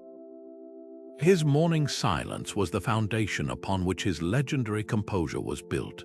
Imagine a modern embodiment of this ancient ritual. Picture someone who, instead of starting their day by immediately grabbing their phone and being bombarded by emails, social media updates, and news headlines, chooses a different path. Their alarm goes off, and they allow themselves a few moments of quiet in the dim light. They might move to a favorite chair with a simple cup of tea or coffee, but crucially, they leave all screens in another room. For the first 20 minutes of their day, there is no input, no consumption, no reaction to the outside world. There is only reflection. They might use this time to journal, not just listing tasks, but aligning their intentions. They could ask themselves Stoic questions. What challenges might I face today? How can I meet them with courage and patience? What is one thing within my control that I can do well? Or they might simply sit in silence, observing their breath, allowing the sleepiness to fade and a sense of purposeful calm to take its place. This quiet morning routine isn't about adding more to their plate. It's about creating the mental space and clarity to handle everything on their plate with more grace and effectiveness. The contrast between these two ways of starting the day could not be more stark. One begins by voluntarily surrendering your attention to the agendas, crises, and opinions of others, effectively letting the world's chaos dictate your inner state from the moment you open your eyes. The other begins with a conscious withdrawal into your own sovereignty, a declaration that your mind is your own and you will set its tone before engaging with the world. The first few minutes of your day act as a rudder for the entire ship.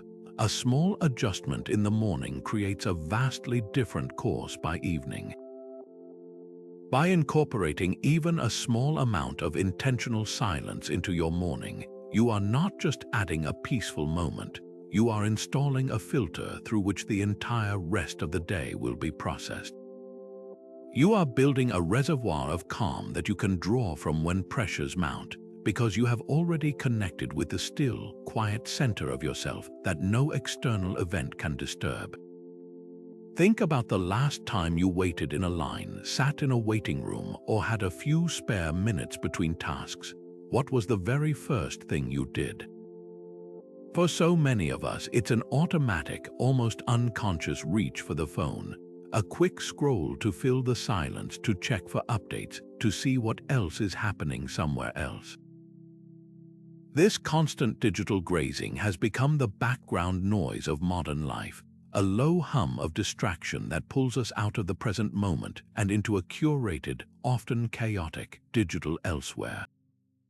We've become so accustomed to this state of continuous partial attention that we barely notice how it fragments our focus and scatters our mental energy. But this is precisely where an ancient Stoic practice finds a powerful and urgent modern application: the deliberate, strategic withdrawal from the digital noise of social media to reclaim our real-world presence and with it our authentic authority. The Stoic philosophy has always been about focusing our limited time and energy on what is truly meaningful, on engagements that nurture virtue, deepen our character, and contribute to a life well lived. This requires a ruthless discernment between what is essential and what is merely trivial. Seneca hammered this point home in his letters, advising us to guard our time more fiercely than we guard our money, for it is the one resource we can never get back. He wrote, "We are tight-fisted with property and money, yet think too little of wasting time, the one thing about which we should all be the toughest misers." Social media, in its endless, algorithmic design, is the ultimate thief of this precious commodity. It specializes in the trivial, masquerading as connection while often leaving us more isolated, and masquerading as information while often leaving us less informed. The Stoic response is not to reject technology outright, but to engage with it intentionally rather than reactively, to use it as a tool for a purpose we define, rather than allowing it to use us as a source of data and attention. Imagine a professional who decided to conduct a personal experiment. They felt their focus waning, their patience shortening, and their real-world relationships becoming more superficial, diluted by the constant pressure to maintain a digital persona. So they set a clear boundary: no social media apps on their phone during work hours, and a strict cutoff an hour before bed. The first few days felt unnerving, even frustrating. The itch to check, to scroll, to see what they were missing was a powerful habit, but within a week something remarkable began to happen. The mental static started to clear. They found themselves actually listening in conversations instead of just waiting for their turn to talk. They started noticing details on their walk to work, the architecture of a building they passed every day, the changing seasons in a city park. At home, they were more present with their family, not just physically in the room but emotionally available, because their mind wasn't half engaged with a screen. This withdrawal from digital noise didn't diminish their life, it amplified the signal of their actual life. Their presence became more substantial, their attention became a gift they could genuinely give to others, and in doing so, their quiet authority in both their personal and professional circles grew exponentially. People felt heard and valued in their presence because they were. This invites a crucial, and perhaps uncomfortable, moment of self-assessment. It's time to move beyond a vague sense that you might be on your phone too much and actually investigate the reality of your digital engagement. Most smartphones now offer detailed reports on your weekly screen time and app usage. Take an honest look at those numbers. How many hours a week are you giving to these platforms? Then go a layer deeper with a more qualitative audit. How do you actually feel after 20 minutes of scrolling through your main feeds? Do you feel informed, connected, and uplifted? Or do you often feel a subtle anxiety, a sense of comparison, a restless dissatisfaction, or simply numb? This isn't about judgment, it's about awareness. It's about collecting the data on how this tool is truly serving you, or how it might be using you. The goal of this Stoic practice is not to live like a hermit, but to live with intention. It's to ensure that your digital engagements are chosen, purposeful, and additive to your life, rather than being default, endless, and draining. By evaluating your use with clear eyes, you reclaim the power to decide what role these platforms will play, ensuring they are tools you use rather than habits that use you. When did you last pause to be grateful? Not just a fleeting thought as you rushed from one task to the next, but a true, sustained moment of quiet appreciation for the simple facts of your existence: the air in your lungs, the roof over your head, the presence of someone who cares. In our relentless pursuit of what we don't have, we often blind ourselves to the abundance that is already here, and it is in the purposeful silence of reflection that we wipe that slate clean, rediscovering the profound contentment that comes from wanting exactly what we already possess. This is not a passive state of settling, but an active, joyous recognition of the present moment's sufficiency, a core Stoic practice that transforms gratitude from an occasional feeling into a foundational element of a resilient and authoritative life.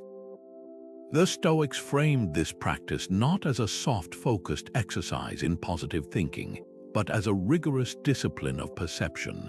It is the deliberate recalibration of our desires to align with reality, rather than fruitlessly demanding that reality align with our endless wants. Epictetus, who began his life as a slave and understood true deprivation, put it with his characteristic bluntness: "He is a wise man who does not grieve for the things which he has not, but rejoices for those which he has." This rejoicing is the key. It is an active verb. It requires effort. It demands that we consciously withdraw our attention from the distracting noise of what we lack and redirect it, in a quiet moment of focus, to the often overlooked wealth that is already ours. This practice of wanting what you have is the ultimate antidote to the restlessness and dissatisfaction that fuels so much of our anxiety. It is the philosophical grounding that makes gratitude possible, not just when things go our way, but as a default setting for engaging with the world. One of the most accessible and powerful ways to cultivate this is through the simple ritual of silent gratitude journaling. This goes far beyond quickly listing 3 things before bed. Imagine the process done with true Stoic intention. You set aside 5 minutes in the morning or evening. You find a quiet space free from digital interruptions. You open a notebook, and instead of writing quickly, you first sit in silence for a full minute, allowing the clutter of the day to settle. You then begin to write, not just the obvious things like "my family" or "my job," but you push yourself into the specifics that silence helps you notice. The warmth of the sun on your skin during your walk, the precise taste of your morning coffee, the reliability of the car that started without issue. The fact that you had clean water to drink whenever you were thirsty. This silent, focused excavation of the ordinary reveals it to be extraordinary. The silence is crucial because it creates the space for depth. It prevents the practice from becoming another item on a checklist and transforms it into a genuine meditation on the interconnected web of things, both large and small, natural and man-made, that support your existence every single day. This isn't ignoring life's difficulties. It is building a fortified foundation of appreciation that makes those difficulties easier to bear. Now, bring this lens to your own life for a moment. Let your mind drift over the landscape of your average day, from the moment you wake up to the moment you go to sleep. How many miracles of modern existence do you literally not even see because they have become invisible through their consistency? The electricity that powers your home at the flick of a switch, a convenience unimaginable to kings and queens just a few centuries ago. The incredible network of farmers, truckers, and grocers that ensures fresh food is available to you year-round. The profound safety of walking down your street without fear of violence. We breathe this air of abundance but rarely stop to taste it. We take for granted the functioning of our bodies, the loyalty of old friends, the freedom to choose how we spend our time. This isn't about guilt for having these things, it's about awe for having them. The practice of silent gratitude is the daily act of polishing the lens of your perception so that you can see the world not as a series of problems to be solved, but as a gift to be experienced. It is in this quiet space of acknowledgement that we find a contentment that is utterly independent of external circumstances, a relentless authority that comes from knowing deep in your bones that you are already rich. Silence isn't neglect, it's choice. This is one of the most critical distinctions in the entire Stoic framework, because misunderstanding it can turn a powerful tool for virtue into an excuse for apathy or cowardice. Strategic silence, as the Stoics practiced it, is not a passive state of checking out or disengaging from the world. It is an intensely active, deliberate, and conscious form of engagement with yourself, with the situation, and with your principles. It is the choice to withhold your words or your immediate reaction, not because you don't care, but because you care so deeply about the right outcome that you refuse to let an unthinking impulse ruin it. This is the difference between indifference, which is a vice of inaction, and stoic silence, which is a virtue of supreme self-control. The core of this distinction lies in the Stoic concept of prohesis, or our faculty of moral choice. The Stoics believed that our true character is revealed not in what happens to us, but in how we choose to respond. Indifference is a failure of prohesis. It is a lack of choice, a drifting through life without applying reason or virtue to your actions. Strategic silence, on the other hand, is a brilliant exercise of prohesis. It is the willful, reasoned decision to temporarily suspend one form of engagement speaking in order to achieve a higher form of engagement acting with wisdom, justice, and effectiveness. Your silence is not an empty void, it is a space filled with your conscious intent. You are actively listening, actively processing, actively choosing your next move based on virtue rather than ego or emotion. This idea is powerfully captured in the concept of an active versus a passive response. A passive response is reactive. It is what happens when you are on autopilot, when your buttons get pushed and you simply react without any filter. An active response is one that flows from your reasoned choice, from your core values. A Stoic philosopher might remind us that the essence of good is a certain kind of reasoned choice, meaning that true goodness isn't about the action itself, but about the conscious, virtuous intention behind it. Silence, when chosen actively, is one of the highest forms of this reasoned choice. It is you taking the reins of your own mind and saying, "I will not be pulled into this. I choose a different path." Passive indifference, by contrast, is simply dropping the reins altogether and letting the horses run wherever they may. Consider a scenario that plays out in offices, family gatherings, and online forums every single day: the trivial debate. It might be a heated argument about the latest superhero movie, a political jab that everyone knows is just meant to provoke, or a disagreement over the best way to load the dishwasher. These are battles where the only possible prize is a temporary ego boost, and the almost certain cost is wasted energy and strained relationships. The indifferent person might simply walk away from such a debate because they can't be bothered. They are apathetic, and their withdrawal is born from a lack of interest. The Stoic, however, makes a completely different calculation. They are fully engaged, they hear the argument, they understand the dynamics, and they may even have a strong opinion.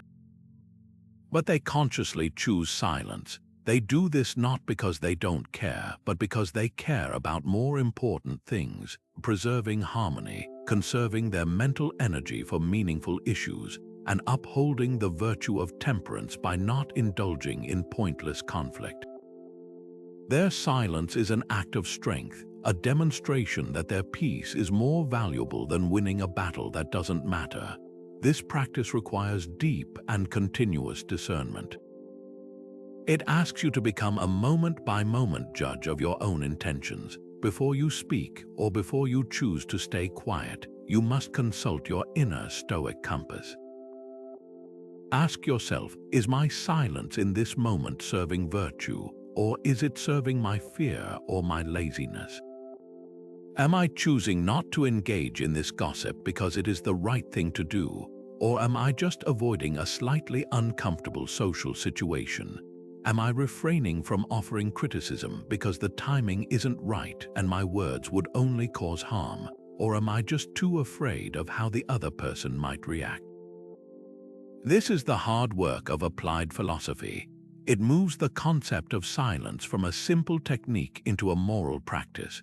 Your goal is to wield your silence with the same precision and care as a surgeon wields a scalpel, using it not to avoid the operation, but to perform it with greater skill and less collateral damage.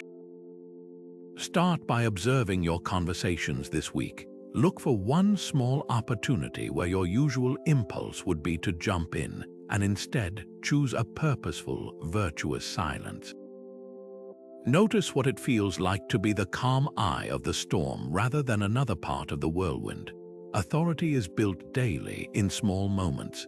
It isn't forged in a single, dramatic gesture, but in the countless, quiet decisions we make throughout our day to choose composure over reaction, reflection over impulse, and presence over noise. This is the beautiful, practical heart of Stoicism.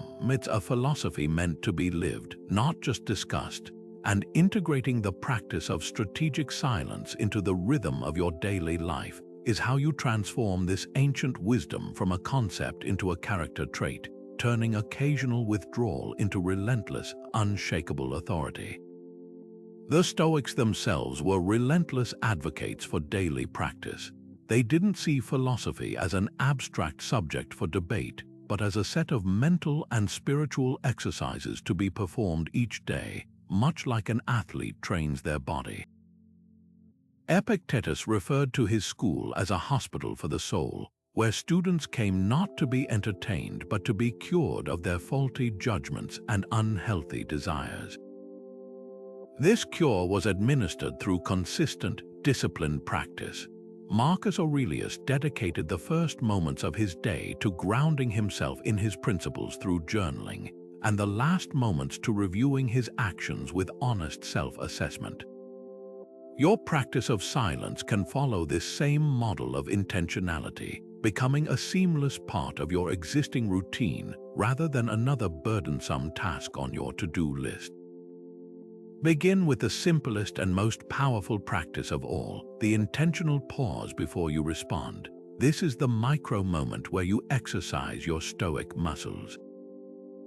Whether you're about to answer a question, reply to an email, or react to a piece of news, make a conscious habit of taking one full, deep breath in the space between the stimulus and your response. In that brief silence, you are not hesitating out of uncertainty. You are consciously creating a buffer zone for your rational mind to engage. You are asking the essential Stoic questions. Is my intended response true? Is it necessary? Is it kind? This tiny pocket of silence is the difference between a reaction that adds to the chaos and a response that moves things forward with clarity and purpose. It's a small act that, repeated hundreds of times a day, fundamentally rewires your default setting from reactive to thoughtful. Beyond these micro pauses, you can anchor your day with slightly longer periods of intentional withdrawal. This doesn't require a silent retreat or an hour of meditation. It can be as simple as committing to the first 5 minutes of your morning as a screen-free, silent sanctuary. Instead of reaching for your phone and inundating your mind with the world's demands before you've even gotten out of bed, just lie there in the quiet. Observe your breath. Set a simple intention for the day, perhaps a single virtue you wish to embody, like patience or courage. This practice ensures you set your own inner tone before the outer world has a chance to set it for you. Similarly, a quiet walk, even if it's just 10 minutes during your lunch break, can serve as a powerful daily reset. Leave your phone and headphones behind. Don't try to solve problems or plan your evening, just walk. Pay attention to the sensation of your feet on the ground, the air on your skin, the sounds around you. This isn't zoning out, it's zoning into the present moment, giving your overstimulated mind a chance to declutter and return to a state of calm focus. The key to making this stick is to start small and be specific. Don't make a vague resolution to be more silent. That's a recipe for failure. Instead, make a concrete, achievable plan for this very week. Choose one practice, just one, and attach it to an existing habit to make it stick. For example, while my coffee brews each morning, I will stand in the kitchen in silence instead of checking my phone. Or, before I start the car to drive home from work, I will sit for 60 seconds in complete quiet to transition from my professional to my personal role. Or the next time I feel the urge to interrupt someone in a meeting, I will instead place my tongue on the roof of my mouth, take a breath, and just listen. By attaching your new Stoic practice to an existing trigger in your day, you dramatically increase the likelihood that it will become a natural, effortless habit. This is how you build your inner citadel, one brick, one moment of chosen silence at a time. So what have we truly learned on this journey through the power of strategic silence?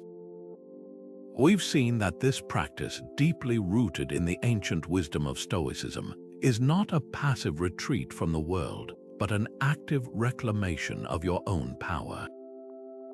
It is the ultimate silence multiplier, transforming moments of quiet restraint into a relentless, unshakable authority that emanates from within. This isn't about becoming invisible, it's about becoming immovable. It's about building an inner citadel of strength so formidable that the chaos and noise of the external world simply cannot penetrate it. The authority we've explored isn't granted by a title or demanded through force. It is cultivated through the daily, disciplined practice of choosing when to engage and, more importantly, when to hold your peace. Let's revisit the core pillars that support this entire structure. First, we have discernment, the Stoic art of knowing the difference between a battle that will serve your virtue and one that will only drain your spirit. This is the wisdom to understand that not every provocation deserves a response, and that your most powerful move is often to not play the game at all. Next, we have emotional control, which is not the suppression of feeling, but the mastery of the space between an impulse and your action. It is in that sacred pause that your freedom resides, allowing you to respond from a place of reason rather than react from a place of passion. And finally, we have presence, the ability to be fully, completely engaged in the current moment, your attention undivided and your focus sharp.